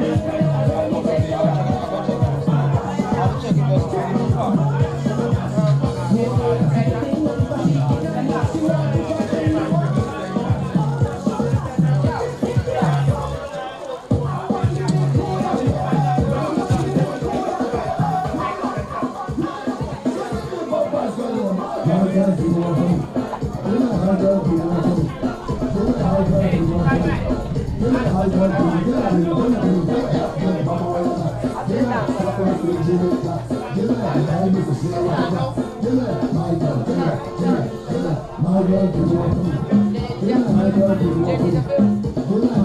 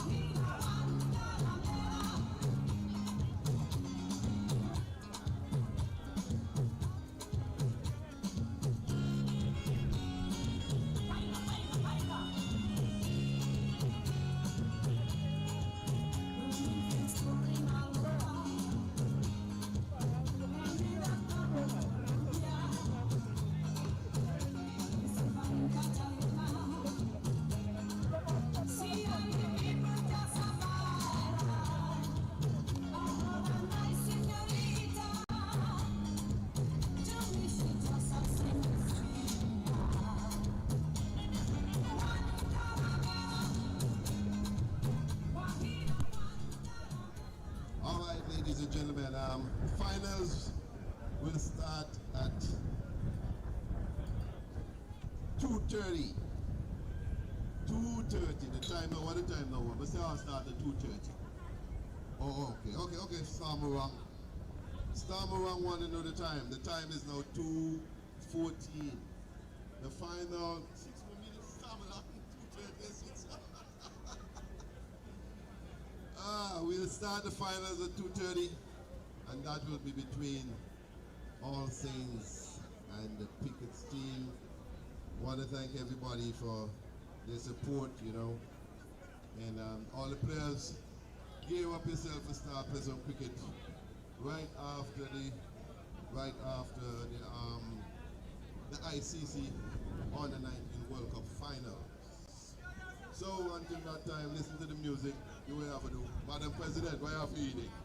They serve the pork up here now. Christmas gone. Do it. Say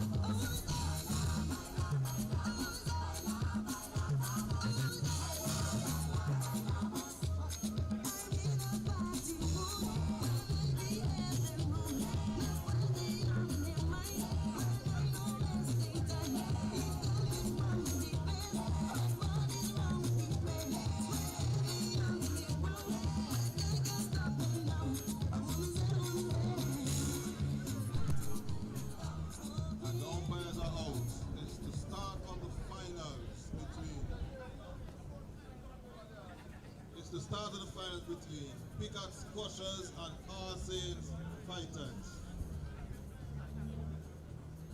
Right? Arsenes has won the toss and they have elected to field first. finals of the ABCA VAX 8 tournament. Who wanted more?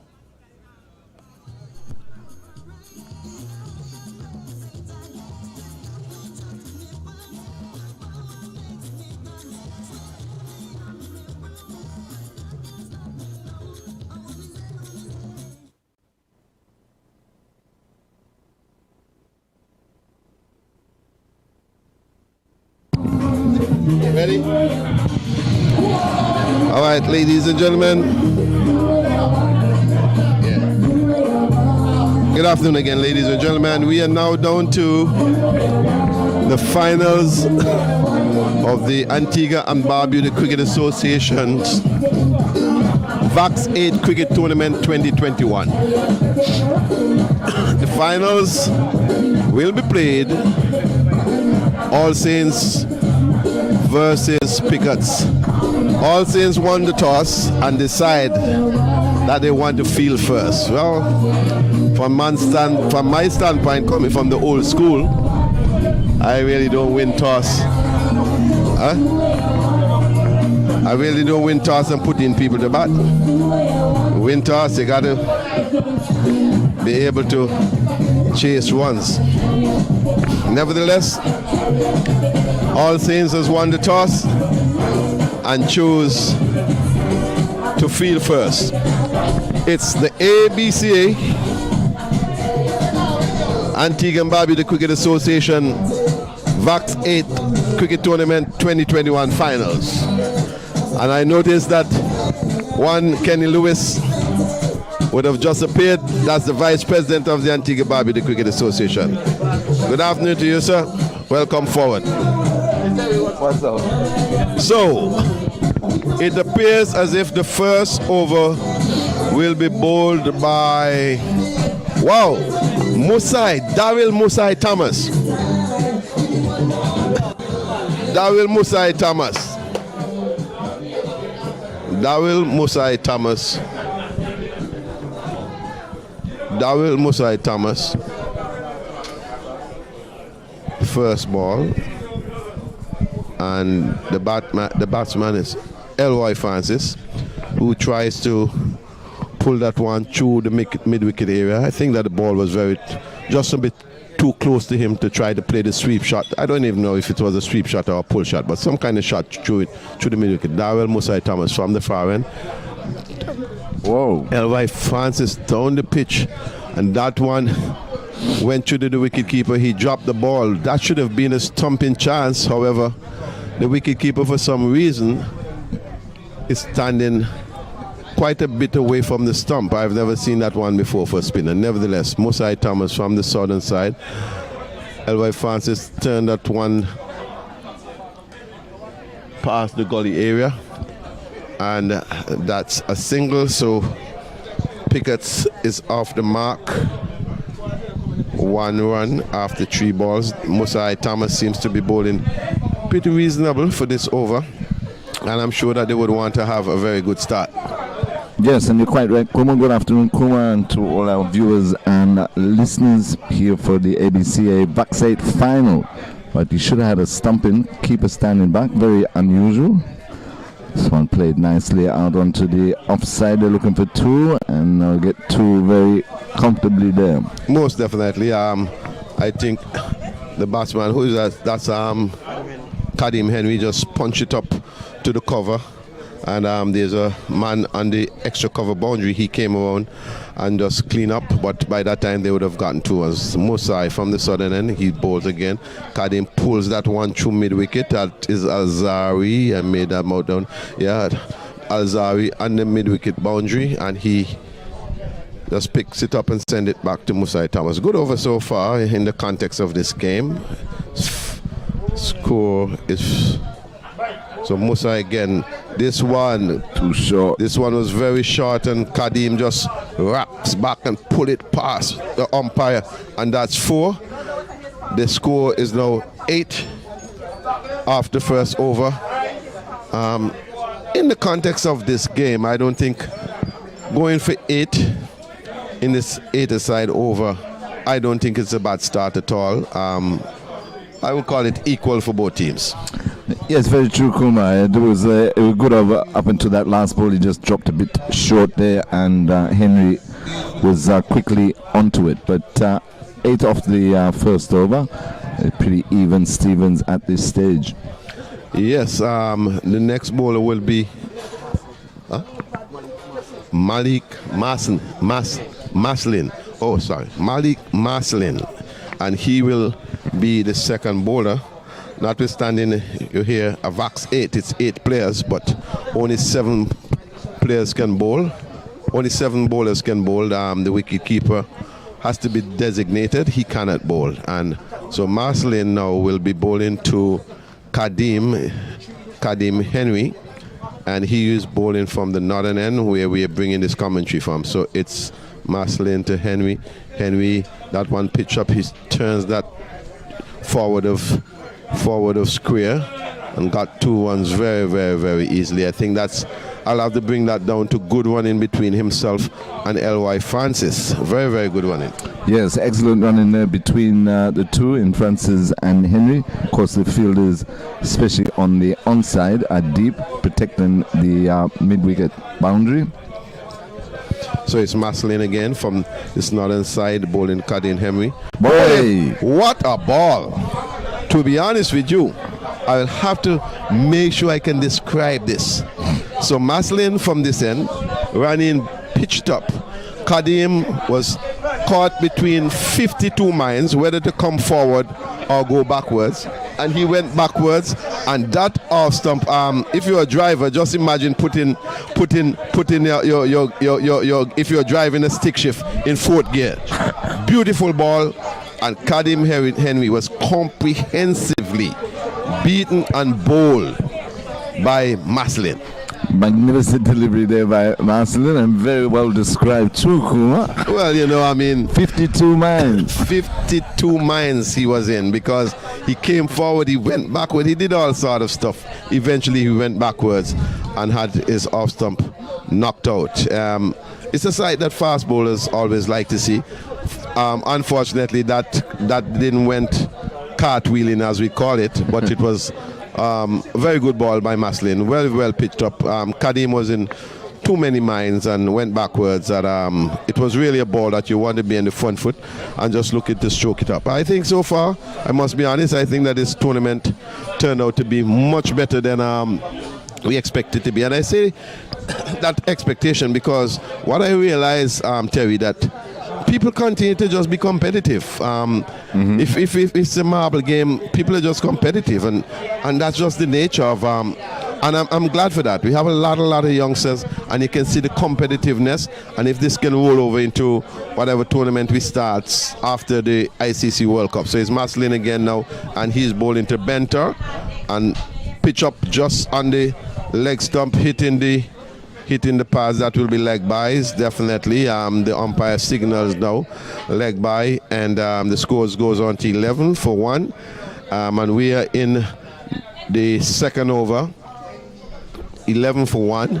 Maslin, he has already bowled 3 balls, and 2 ones came off in 1 wicket. It's Maslin from this northern side, and he's again now bowling to L.Y. Francis, and he drives, straight drives. That's L.Y.?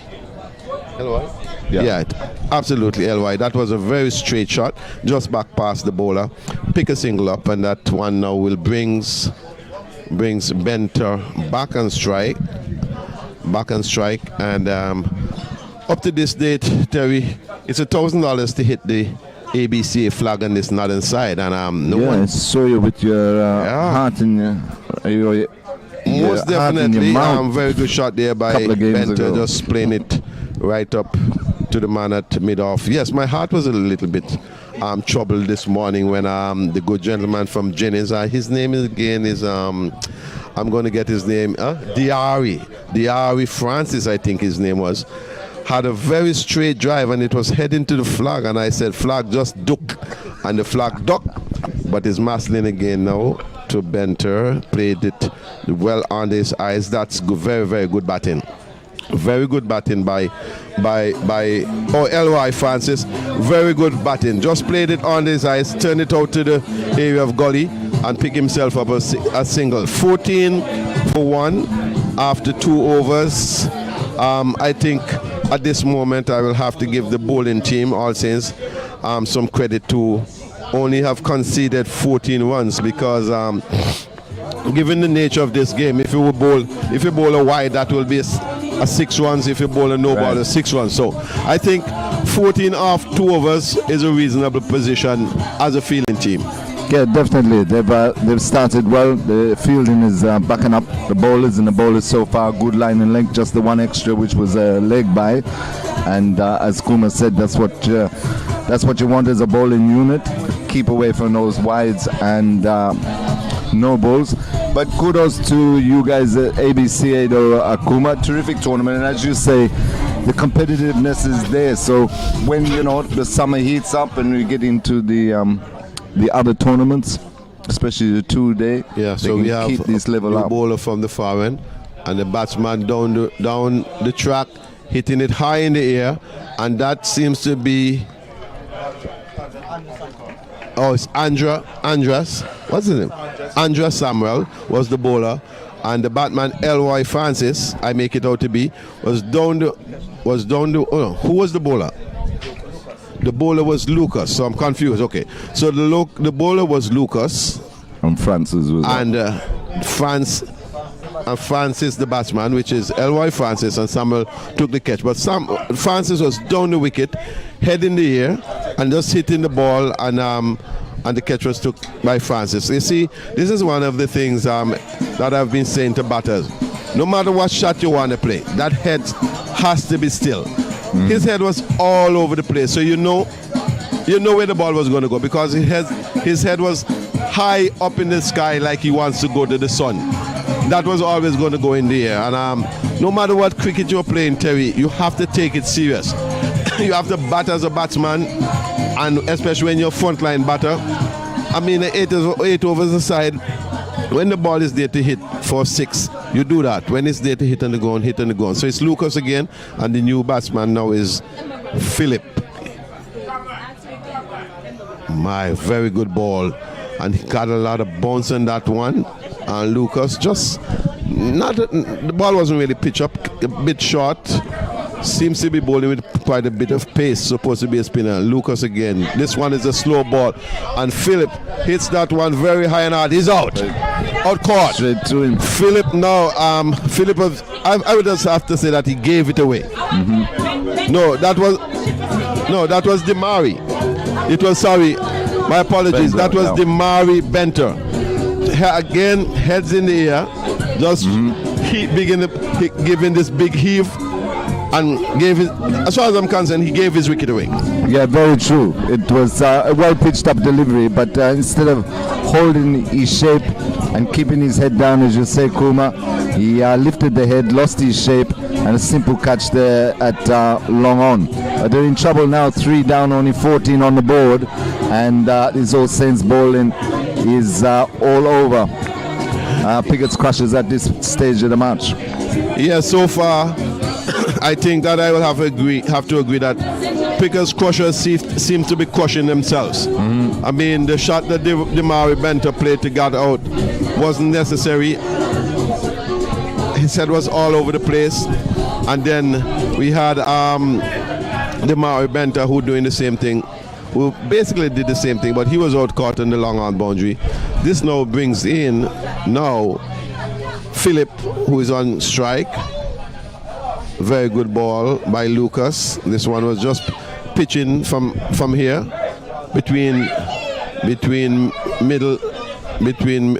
Walsh is on strike, or Malik Walsh. Forward he goes, and there's a single, just pushing the ball in front of him, and that goes out. When the ball went up, going out to just in that gully area where there's no one. And this now bring Philip on strike. Just a little confused between the batters, but Philip is wearing the number 77 jersey, and Malik is bowling 17. Boy, this one, wow, that's what they call a French cut. Philip was looking to drive that one through the cover area, and the ball came off the inside edge, just missing the leg stump, and that we will call a French cut. I think All Saints doing pretty well. 16 for 3. They were 14 for, I think they were 14 for 1 after 2 overs, and now they're 16 for 3 after the 3rd over. Yeah, 16 for 3, and Lucas 1 over, 2 for 2. Bowling very well, keeping good line and length and pitching it up nicely, and bowling, most importantly, Kuma bowling to his field. And the field is back in the bowlers at the moment. Most definitely, when you're having a tournament like this with only 7 players, there's only 5 people feeling.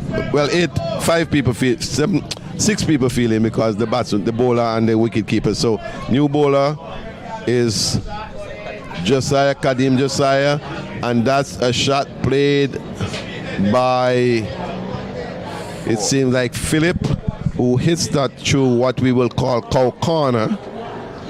Just came on the front foot and hit it through cow corner, and that rushed away for 4. The fielder coming around from mid wicket, who seems to be Alzari Joseph, could not retrieve. So it's Joshua again, looking to bowl leg spin, and Philip hits that one in the air out to mid off.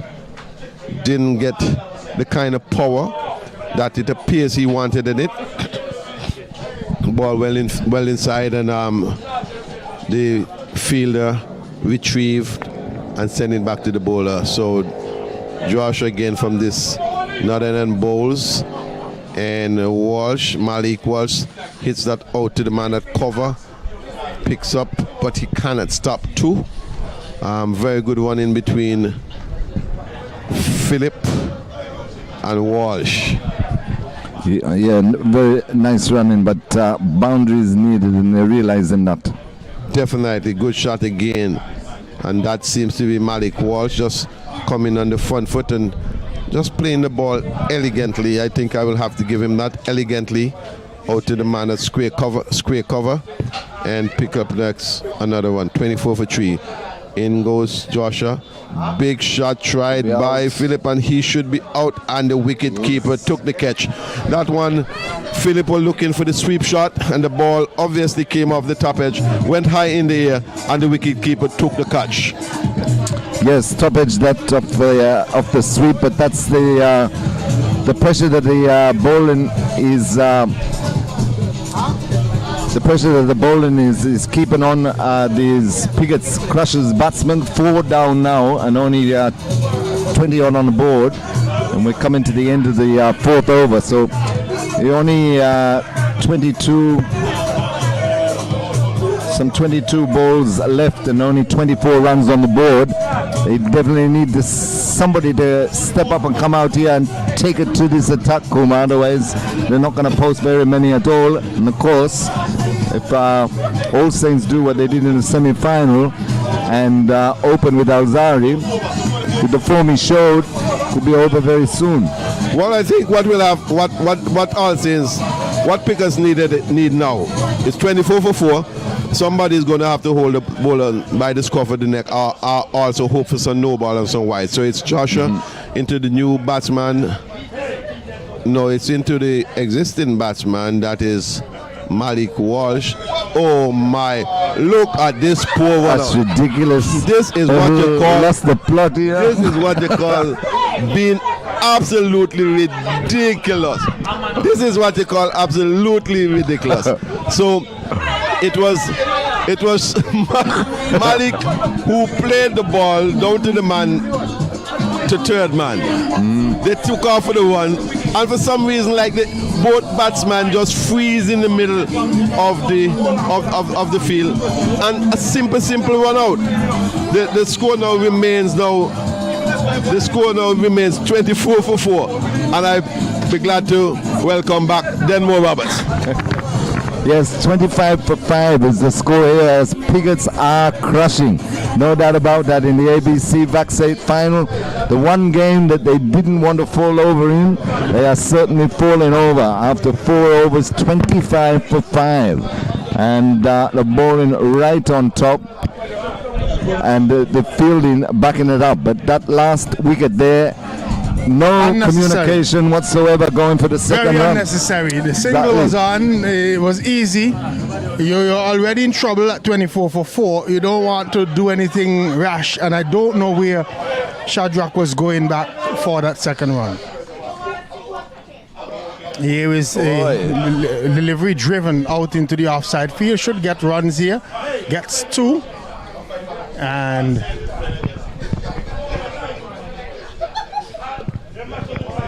two runs to Walsh, and we're in the 5th over, 27 for 5.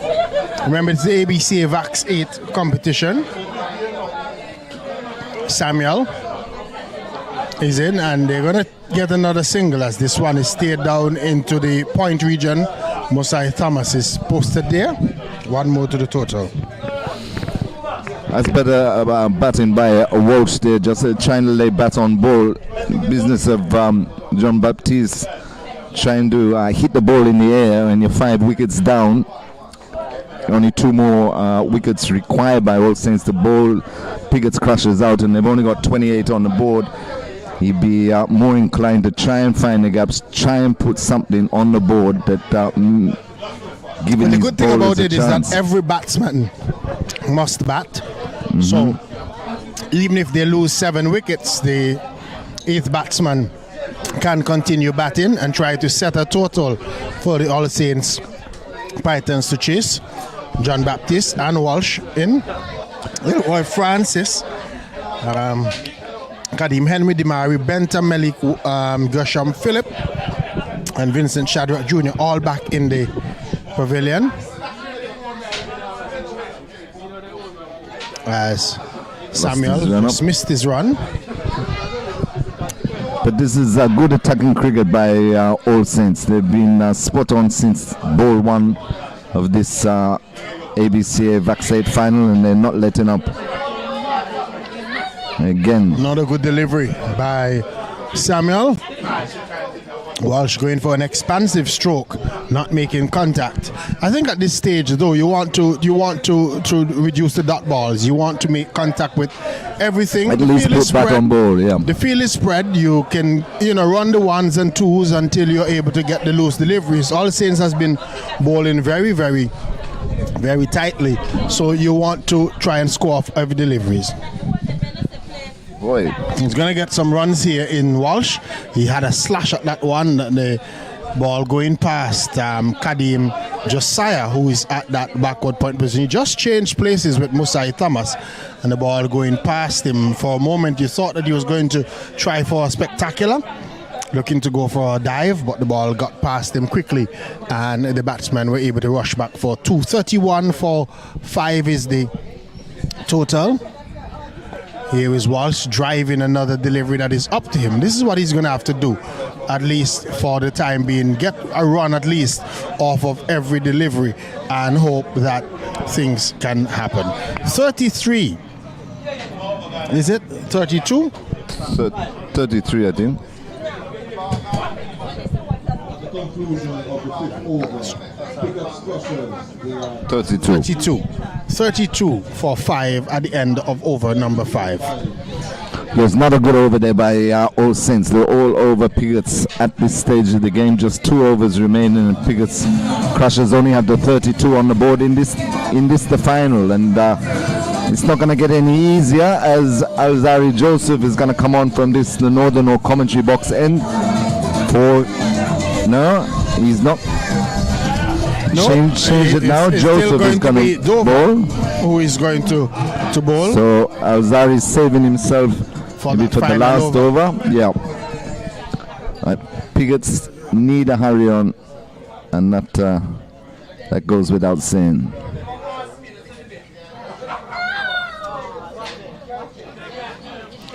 Swing and a miss then. Again, Walsh not watching the ball, just lifting his head and looking to go for glory. He's going to have to watch the ball a little bit more all the way onto the bat, and still can run the 1s, can run the 2s, and keep the scoreboard ticking over rather than giving All Saints dot balls. Here again is Dover. Walsh is coming down the track, should get a run as he got a delivery wide of the off stump. So 7 runs added to the total of the Pickett's Crushers team. All Saints wouldn't want to give away the advantage that they would have gained so hard fought by bowling wide deliveries and no balls at this stage. No, most definitely. They won't want to be giving away any extras because with the runs coming for the wides and no balls, and you get a couple of boundaries, all of a sudden that score shoots up. So they want to keep it tight. Dover is in, and they're going to take a run as the batsman in John Baptist taking this one on the thigh pad region, just coming through for an extra leg by.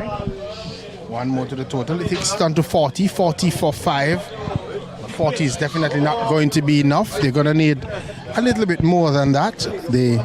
At least another 40 then, Ron? They probably would need another 30 or 40 to be competitive, because Pickett's Crushers do have good bowling. Here we watch as he's missing a wide delivery outside the line of the off stump.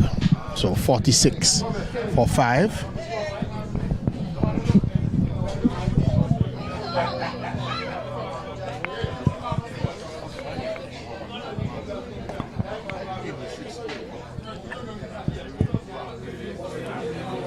Walsh is driving and gets it past Musai Thomas at extra cover, and he's going to get a boundary into the boundary for 4.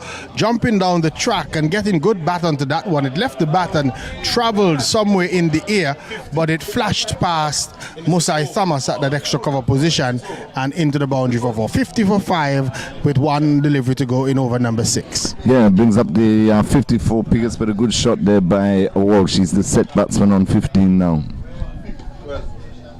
Here is Walsh driving, gets it off the outer portion of the bat, gets it backward of square just for a run. So it ends at 51 for 5 at the end of over number 6.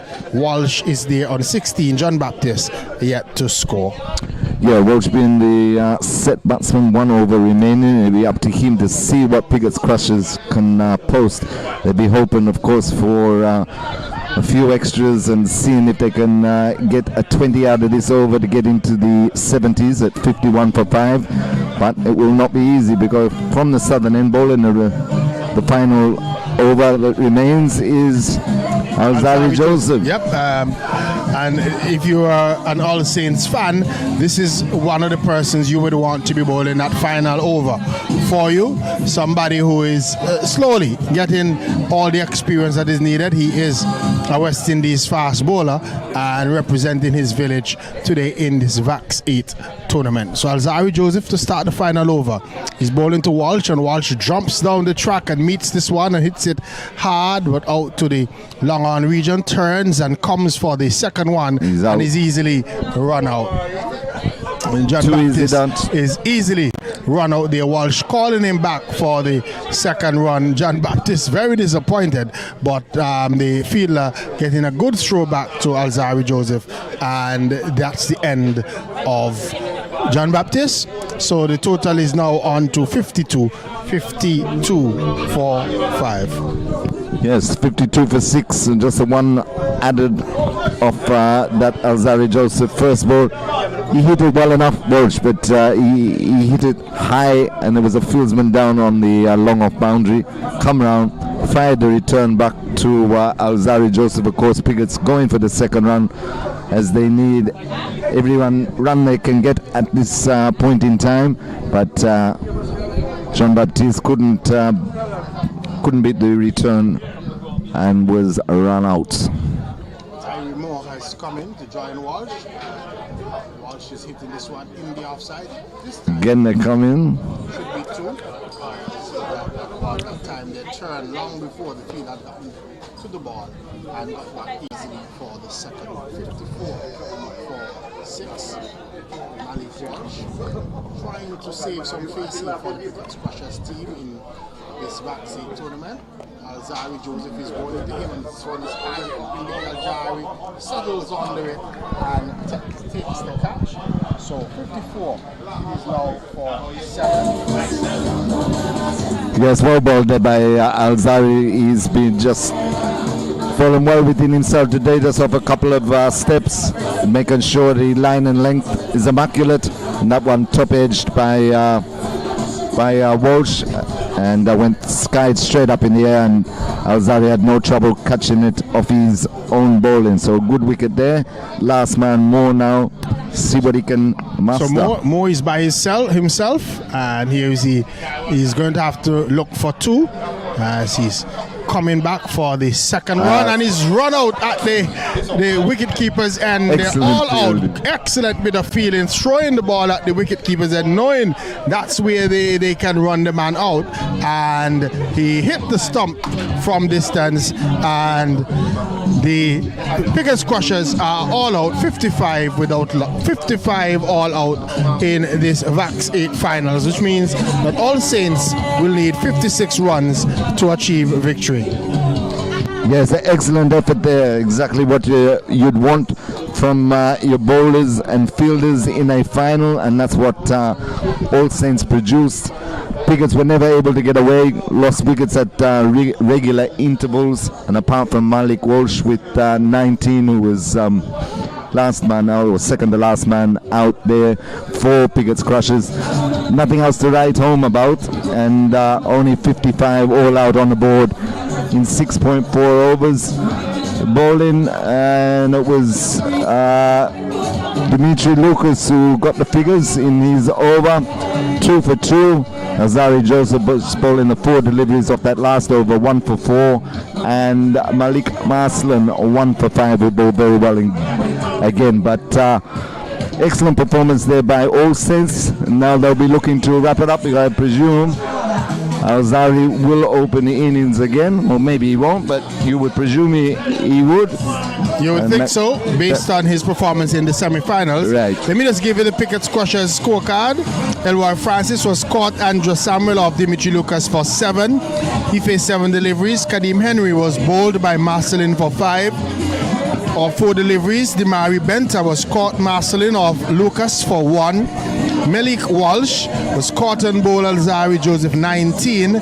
Gershom Phillip was caught Edwin Jackson of Kadeem Josiah for 6. Vincent Shadrack Jr. was run out without scoring, and Jared John Baptiste also run out without scoring, and Tyree Moore was there at the end, not out on naught. 55 all out in this VAX 8 finals for the Pickett Crushers, and they would now need to limit the All Saints Pythons to less than 55 runs if they're going to take this first championship and take the first place.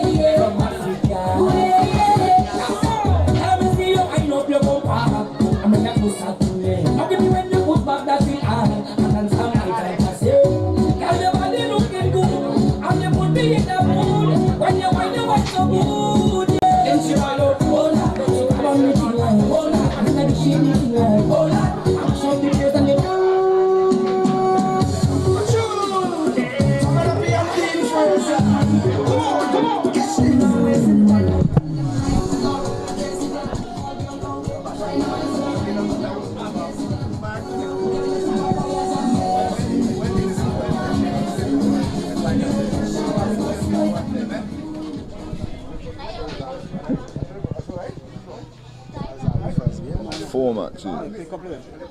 Put it back. They make 50 to the last ones. So we're about to see the All Saints reply. What?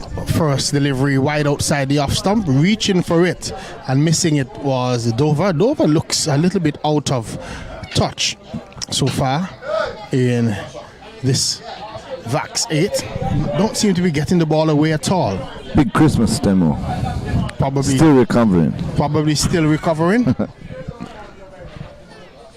Here is he getting this time he's nice. Running one down to third man, should get it a boundary, and it was a delivery just outside the line of the off stump, and much too easy, just opening the face of the bat and running it down to third man, and picks up his first boundary. 4 without loss. All Saints Pythons, they're trying to get a 56 for victory in this ABCA VAX 8 finals. Yes, excellent shot there by Dover, and we were just saying that it hasn't been in any kind of nick so far today, but that shot will go a long way, boost his confidence and bring him back into a little bit of form.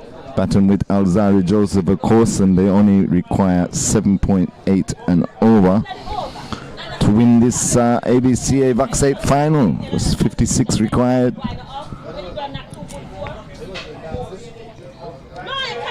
Here is the upcut in the short backward square position. It was a short delivery, and just turning the bat was Dover, hitting it straight to that fielder standing at that short square leg position. He walks back to the pavilion, and All Saints losing their first wicket, the wicket of Michael Dola, caught Walsh off the bowling of John Baptiste. He goes for 4, and they are on 4 for 1. Yes, good bowling there by John Baptiste.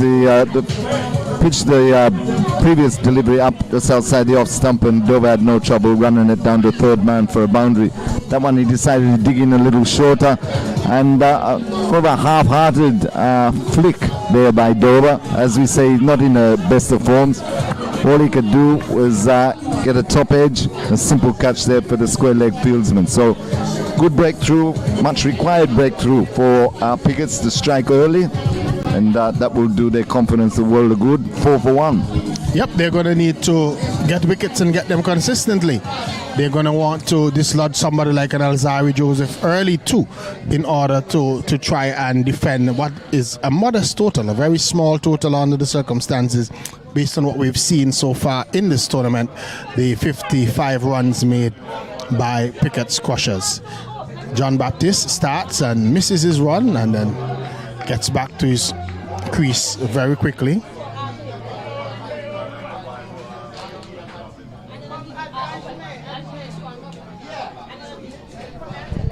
Here we watch as outside the line of the off stump and pretty wide and called wide by the umpire. So wide for John Baptiste.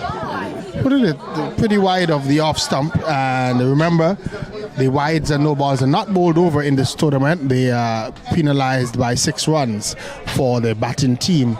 So 6 would be added to the All Saints total, taking it on to 10 without loss. 10 for 1, correction. 10 for 1. Dover already back in the pavilion. Here is Marcelin hitting this one in the air. He's gonna want to. Alzari Joseph rushing back, and Marcelin was a little bit slow off the mark, but getting there in the end as the ball went to the wicket-keeper's end, and they're able to come back for 2 runs. So 12 for 1, we're in over number 1. 44 required for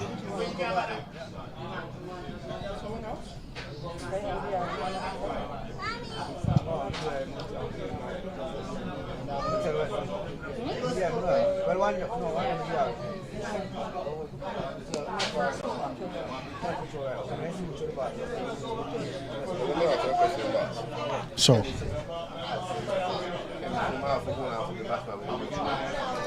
here is this.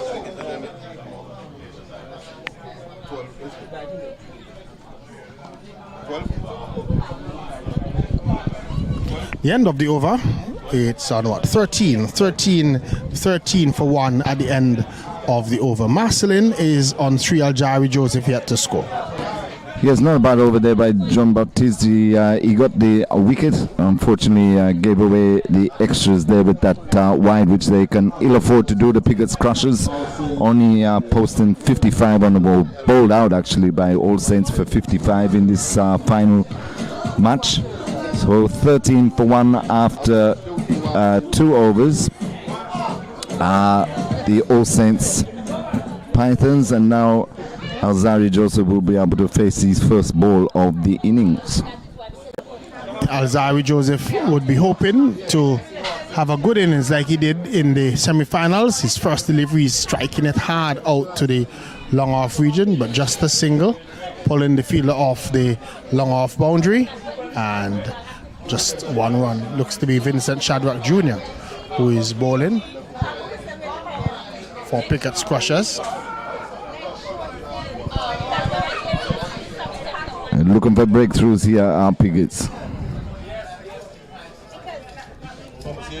Marcelin is again running this one down to third man. It's going to run pretty close to the boundary. Will it have the legs to get there? Yes, it does.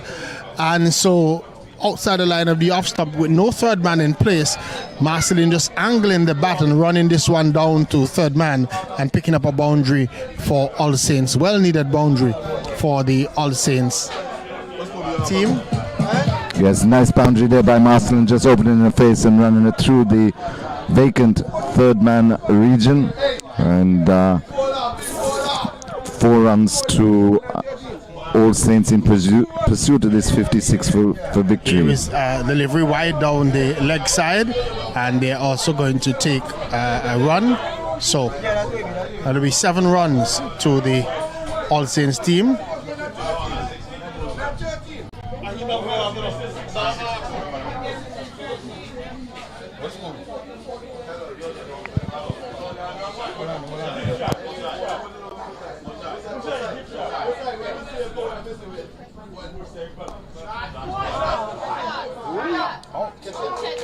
Good top catch.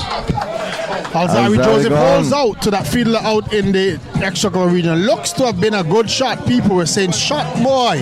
But it carried all the way to that fielder who was at the deep extra cover boundary.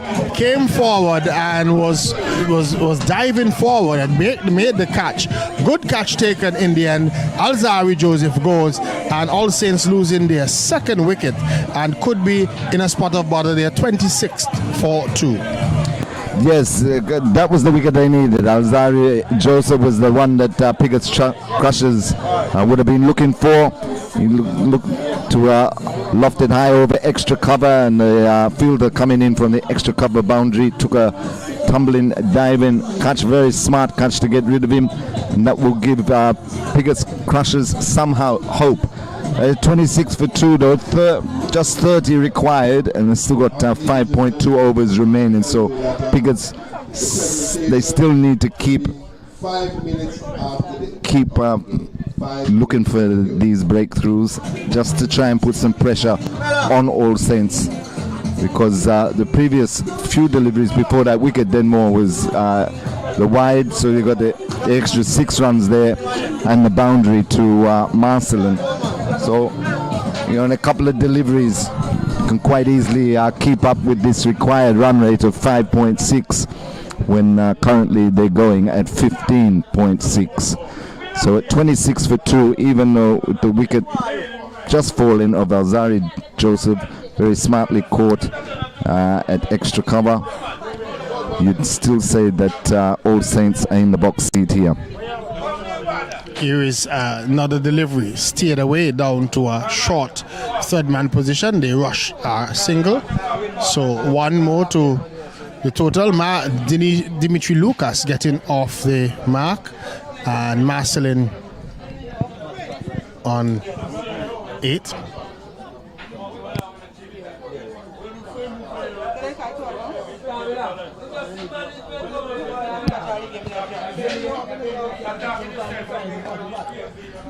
This delivery played away by Marcelin, and again, good cricket by him. Not necessary to be hitting all boundaries, just playing it into the offside, picking up a single to end the second over. At the end of 2 overs, 28 for 2, All Saints 28 for 2. They require another 28 runs for victory, and they have all of 5 overs to do it. Yes, they're halfway home. All Saints Pythons on 28 for 2, chasing 56, so obviously 28 more required, and they've still got 5 overs remaining. So they're doing it very comfortably at the moment after a very good bowling and fielding display to dismiss Pickett's Crushers in this final of the VAX tournament for just 55. So all things looking well for All Saints, although they lost Alzari Joseph in that last over. Start of a new over, and this is by Malik Walsh, and the ball is played away into the offside field. Should be an easy 2, and is in the end as the fielder couldn't pick the ball up cleanly on that boundary out at deep point, and the batsmen were able to come back for a second run. Yes. 30 for 2. Very nice batting there by Marcelin. He looks good, set on 11, not out at the moment. It looks like to have things under control. Marcelin faces up to Walsh, a full toss that is hitting it straight down the throat of the fielder on that mid-wicket boundary. It was a full toss bowled to him, and he hit it hard, but picked out the one fielder on that deep mid-wicket boundary, and straight, he didn't even have to move. He just stood there, took the catch, and that's the end of Marcelin. All Saints making heavy weather of this small total. They've lost their 3rd wicket. They are now 30 for 3. Yes, definitely. Denmore making heavy work of it now. That one was an absolute gift there to Marcelin. He went down on one knee and tried to slug it through cow corner.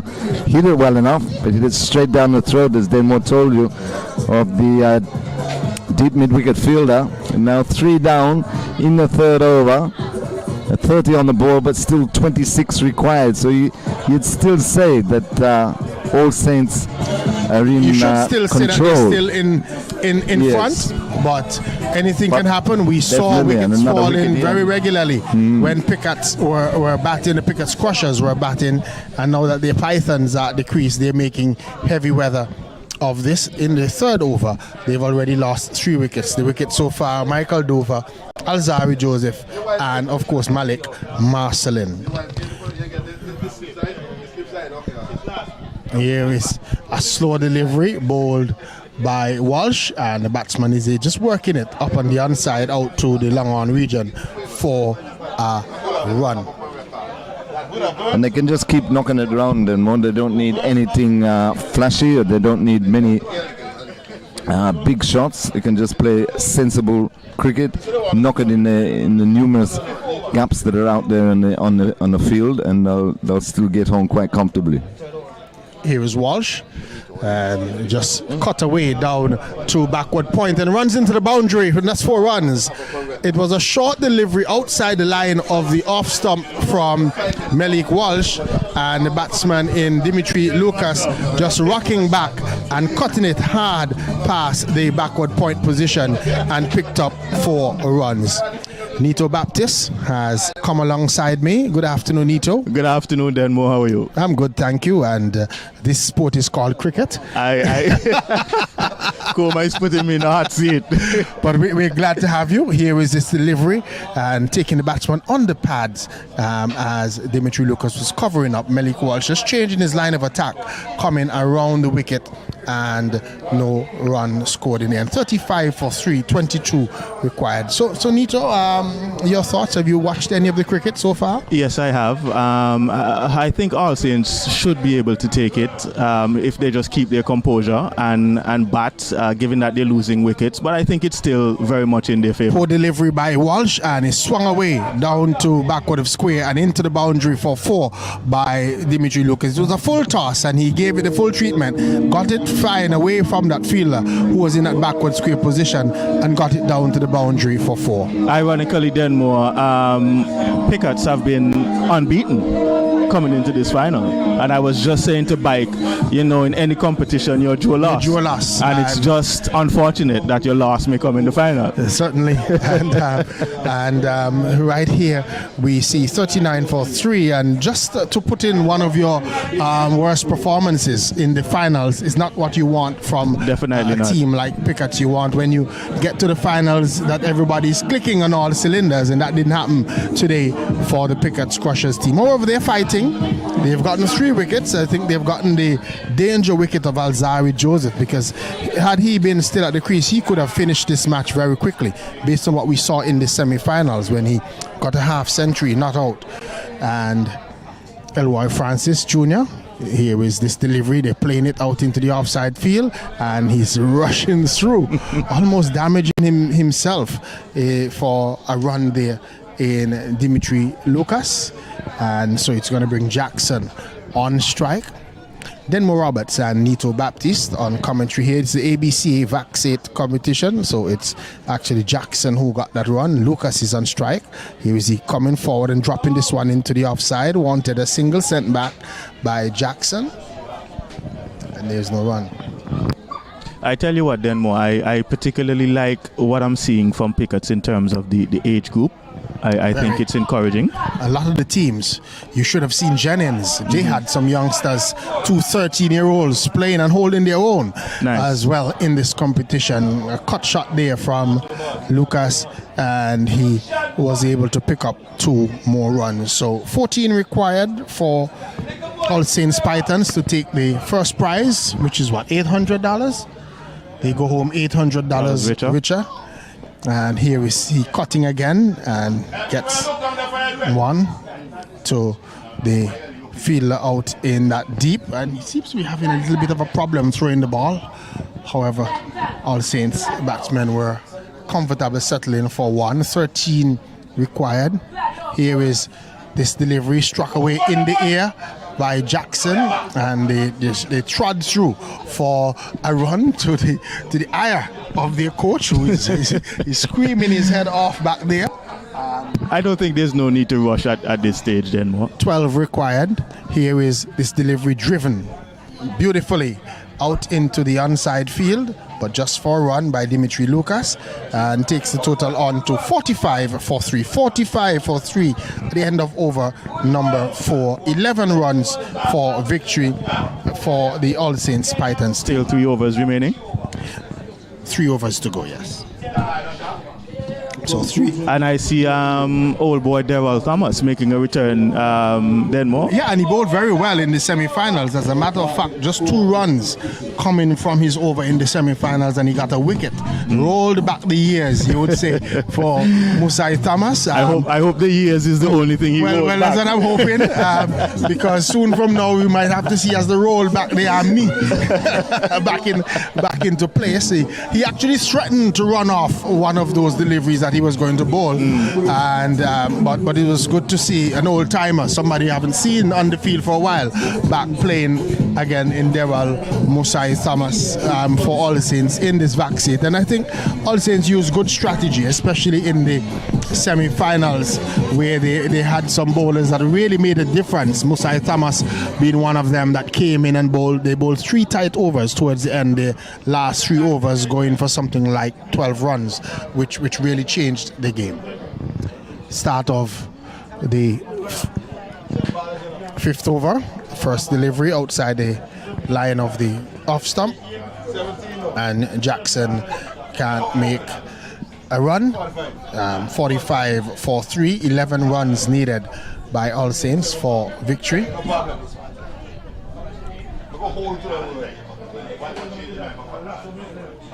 So Tyree Moore is the bowler. Here is a delivery again, good right up to the batsman. The batsman is driving, but straight back to the bowler. Tyree would be happy about that. 2 deliveries, 2 dot balls.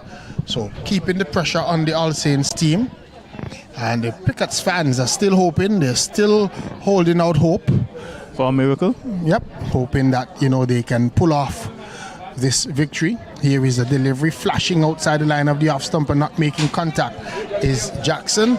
The ball bouncing through to wicketkeeper Gersham Phillip behind the stumps, no run. So the sun is out with us, very bright sunshine. We had rain all around us here today, but the ABCA would be very happy that they were able to get in this VAX 8 finals. For a moment, you thought that it might be one of those events that you wash out. They say in Antigua and Barbuda, you write rain, you write cricket on a piece of paper, and rain falls. So I think a maiden over here would make this game just a little bit more interesting. It would. So 3 deliveries to go.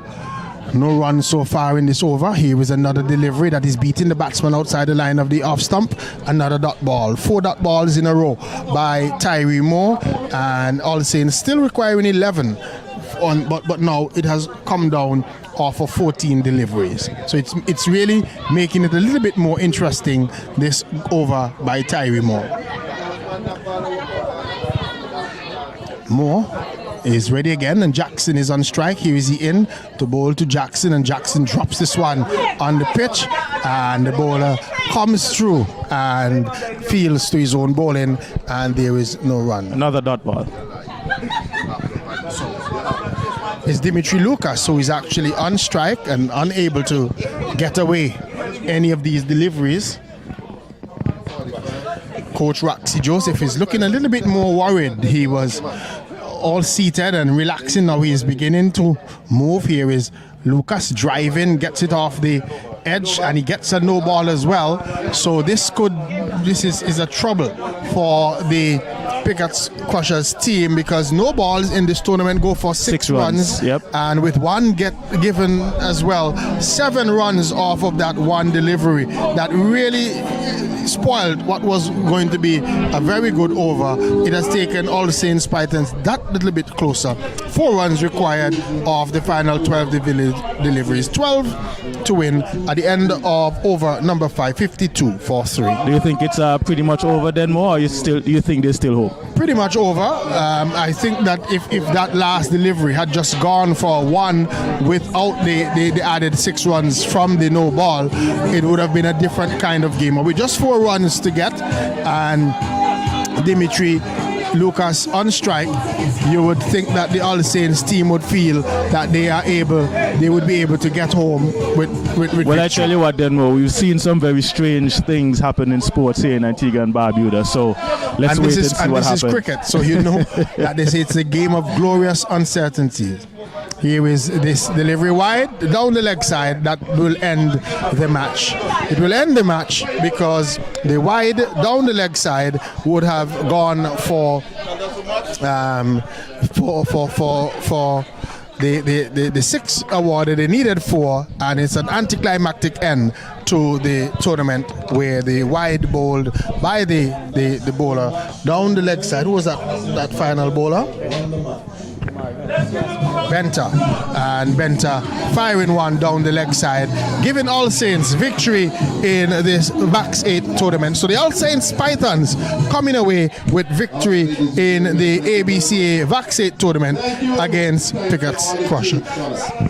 Yes, excellent victory there for the All Saints Pythons. Wrapped it up 58 for 3, chasing 56 for victory in 5.1 overs. So they did it with balls to spare and wickets to spare. As Demo said, a bit of an anticlimax there. 4 needed with 2 overs remaining at the wide of the first delivery, paid to that. But an excellent tournament in all. ABCA should be congratulated for the funds and the time and the effort they put into this tournament. First one back after the hiatus caused by the pandemic, of course. So first competitive cricket in the country since March 2020. And great to see so many youngsters signed up for this season, Denmo. And that was probably one of the takeaways for me, to see a lot of youngsters. I was very happy to see at least 2 or 3 or 4 youngsters in the Jennings team, which means that there is going to be continuity in terms of their cricket. All Saints having some youngsters as well and coming through and winning the tournament. Pickett's having a very young team as well, and all the teams we saw for the first time in an ABCA tournament in a while. We saw Newfield and Willies coming back in and playing, and again just getting more communities playing cricket and getting more people interested in cricket is always a good thing. So the ABCA said that the objective of this VAX 8 tournament was more for fun, more to just get people back in the habit of playing cricket, and the stipulation of all the players having to be vaccinated caused a little bit of a problem for 1 or 2 of the teams. But I would want to use the opportunity to encourage those cricketers who have yet to go and take the vaccination to do so, because they're only protecting themselves and their family. And we know it's a personal choice. I would encourage you to think about it, use your choice to make the decision, and think about your future in terms of cricket, and because as much as we want to respect choice and everything, it seems to be the way of the world these days that vaccination is a part of what has to happen if people are going to operate in some semblance of normalcy. So I'm just saying that to those cricketers who probably did not participate because they're not yet vaccinated, that they would do so. We also I want to also encourage the teams who are listening to start to practice for the ABCA tournaments and competitions coming up in sometime in January or February. I think they're going to wait until after the World Cup, the Under-19 World Cup, which incidentally the semi-finals and finals will be here in Antigua, and I'm hoping that the players would start to practice, get in nick, get the muscles loosen up, get all the pain out and everything that goes along with getting ready for cricket season, so that we can have an excellent cricket season. Most definitely, and I second that, what Demo was saying. Encourage all the youngsters, especially the youngsters, but the tried and true professionals, all of you, to come out and play cricket. You just get your vaccination, fully vaccinated, you're good to go.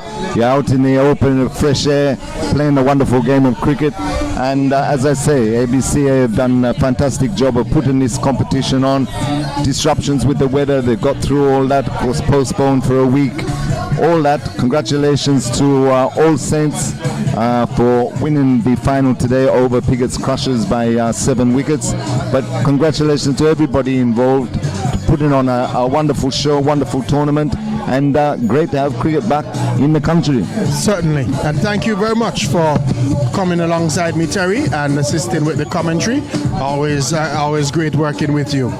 Likewise, Demo, thank you very much for the opportunity, and I'm sure we'll be sitting next to each other sometime soon, once more. Yeah.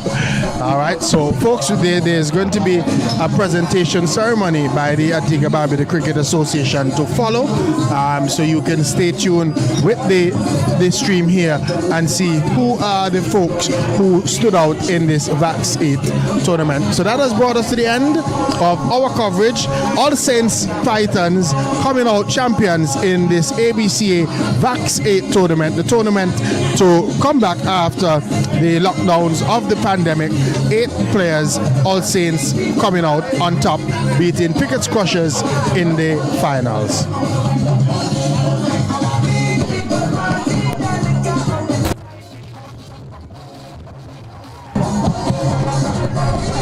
You want to do the presentation? I want me to do it.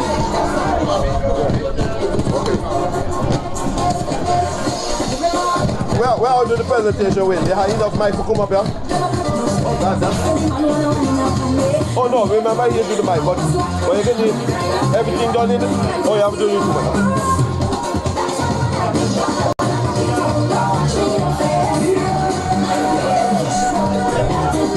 So, set up the mic now.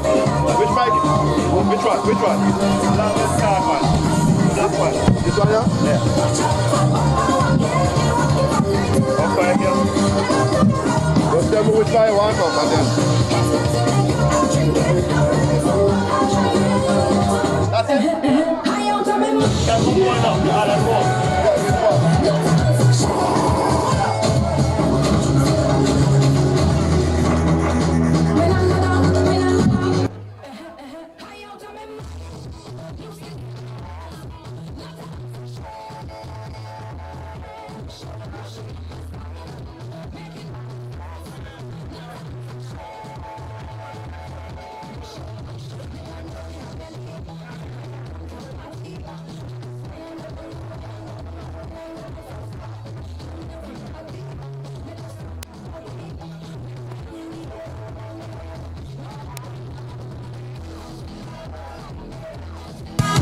One, two. Huh?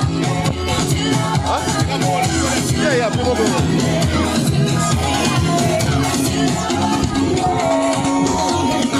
Somebody check the time vibrations from the day.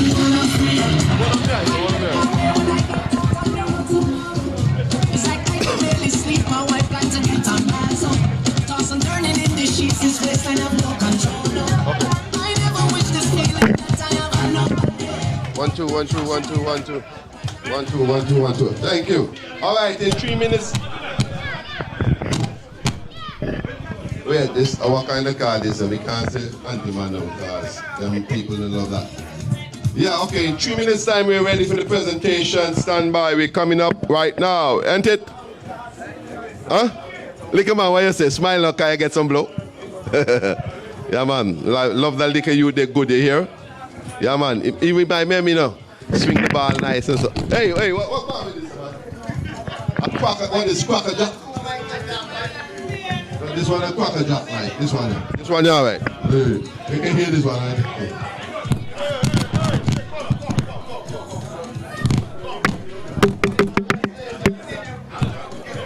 One, two. Hello. It's me looking for. That's where you come. You have a cover, son. So where you want me that up, yeah? So where you want me to do?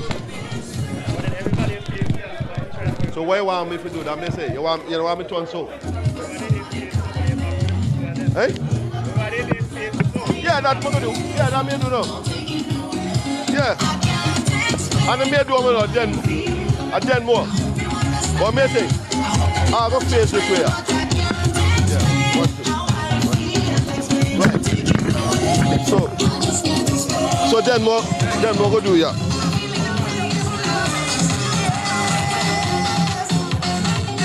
Hey, then more go do it. Right. You have a mask, man. Hey? I'm going to tell you, I'm going to show you everything. Make a chat first and then bring it. And then, well, I'm going to give you all the envelope. And you just read them off and...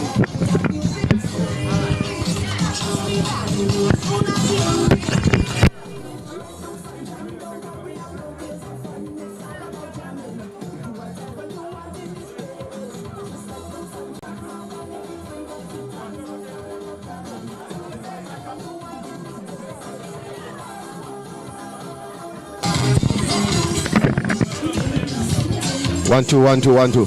You good? All right, ladies and gentlemen, we're coming down to. All right, ladies and gentlemen, we're getting there right now. 1 minute's time. We'd just like to ask all the players from any team. Hello, Smokey, tap your eyes, man.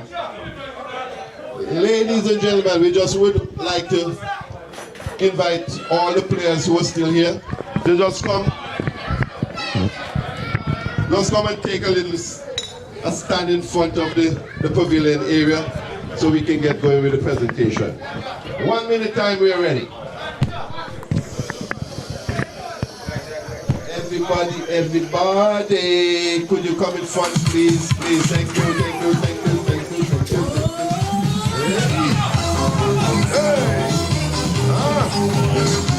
Yes.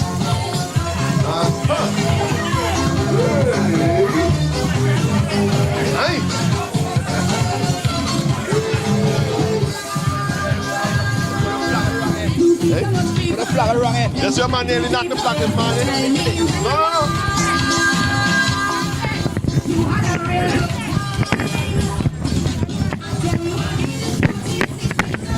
Wait, you ready? Then go.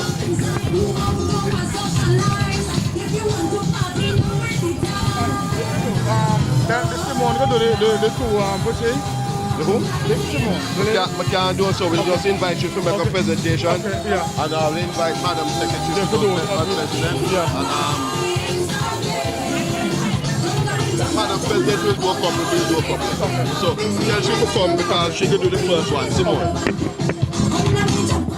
All right, ladies and gentlemen, thank you very much. May we have your attention, please, everyone.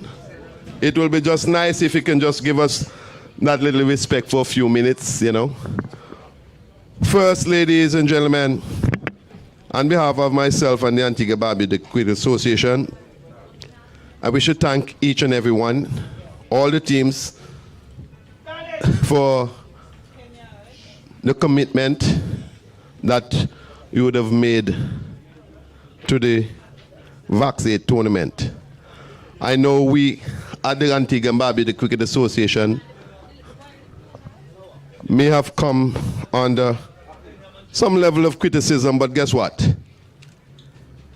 That's not our business. Our business is to provide an avenue, no matter what, for cricketers to play cricket. Fortunately or unfortunately, over the last 18 months, it has been real serious. It's a real serious challenge. And you guys knows, I mean, to lose 18 months or nearly 2 years of cricket, we basically have lost nearly a whole generation. However, the reality is you can only control what you can control. And luckily for us, we're here today. We'd have completed the tournament. Let's give praise and thanks to the Almighty for giving us some real good sunshine. Thank you. Took us over 2 weeks to get to this destination. It's not an easy job. And for any one of you who would want to take it up, I'm more than happy to give you my position and then see how you work it out. But at the end of the day, it has been a good day. We are now going to ask our good friend Mr. Denmore Roberts to come to the mic, and he will announce all the presentation and so forth and what is what. And we're going to start with whatever he started with.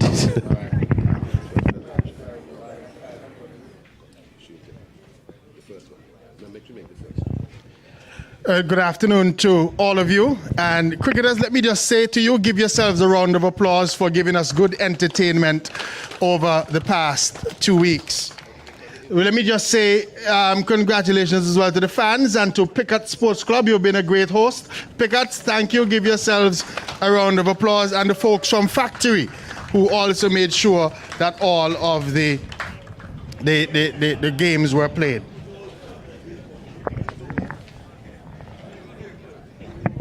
So Mrs. Hill is going to do our the first two presentations, and we have the presentation for the player with the most wickets, and that person gets $100 just for bowling well, and that player is Malik Marcelin. Give him a round of applause.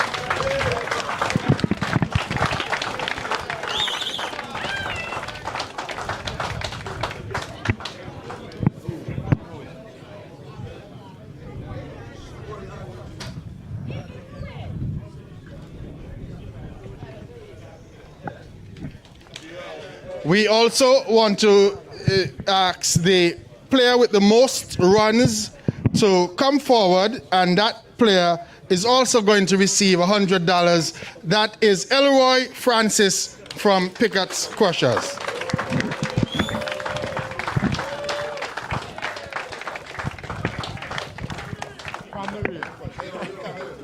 Yeah.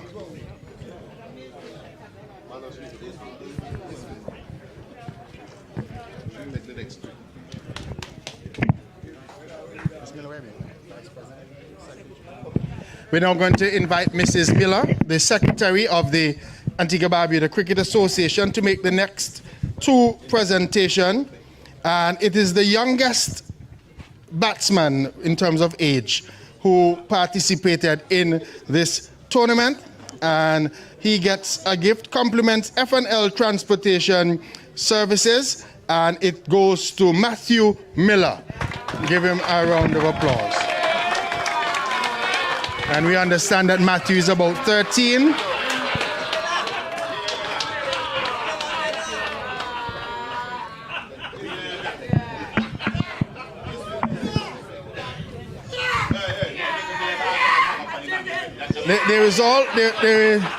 There is also a prize for the youngest bowler, compliments Baptiste Taxi Service. So we're asking Matthew Miller to return.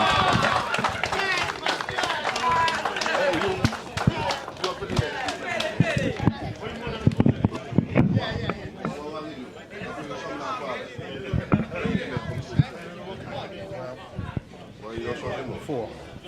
Okay, you make this one, yeah? I mean, make the other. Okay.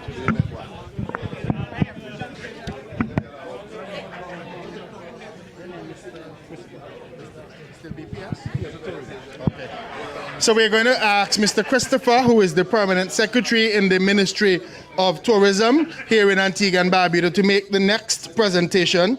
And that goes to the youngest wicket keeper that gets a gift, compliments E&I Catering and Robert James, and that person is Malik Jacobs of Combined Schools.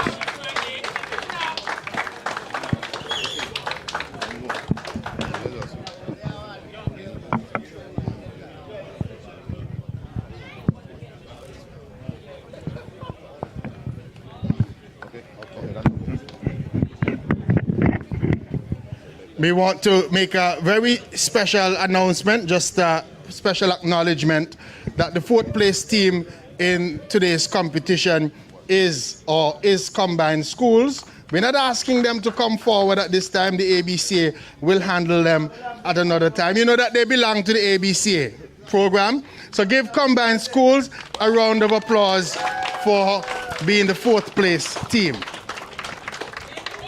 We're asking the third place team to come forward at this time. They played well, but just fell short please welcome Jennings Cricket Club.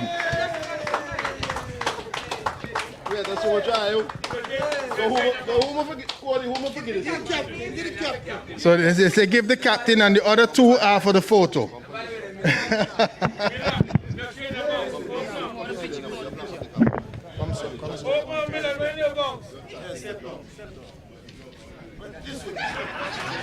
Go closer so you can make the newspaper.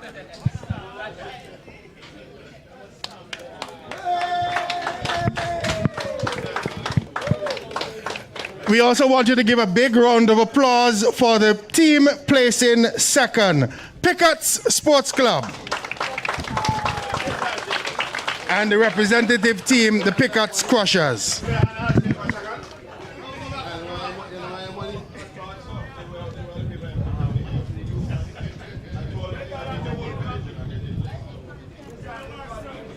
Mr. DJ, can I have some music, please, to introduce the champions?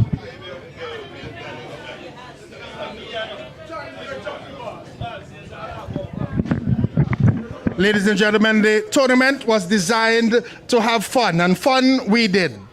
Fun we had. But there has to be somebody who comes out on top. Ladies and gentlemen, put your hands together and welcome the champions of the ABCA VAX 8 tournament, the first ever VAX 8 tournament. Please welcome the All Saints Pythons.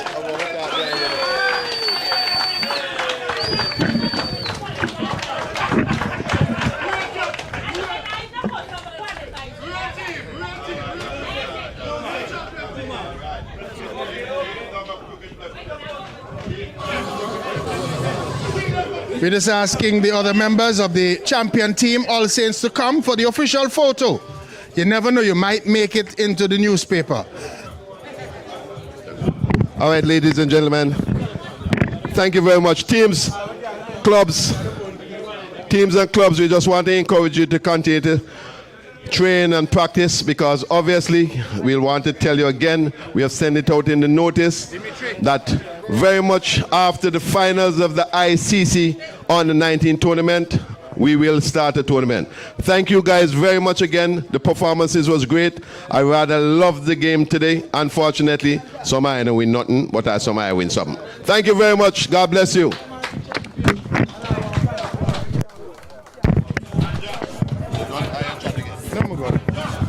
Ladies and gentlemen, just thank you very much once again on behalf of the Antigua Barbuda Cricket Association to everyone who made this tournament possible. The Antigua Barbuda Cricket Association wants to thank all our sponsors and donors and those who made special prizes available for this VAX 8 tournament. We also want to thank Starmilang, thank you. Don't know what I'm thanking you for, but thank you. And to all the youngsters who came out and played, let me just say thank you on behalf of the Cricket Association. Remember, right after the finals of the ICC tournament, the ABCA program will begin. Please stay tuned to our YouTube and Facebook pages for more action as that comes along. Again, thank you to all who have supported us and who were following us here. And on behalf of ABC, Denmo Roberts saying goodbye. Thank you. Thank you very much, man. You know,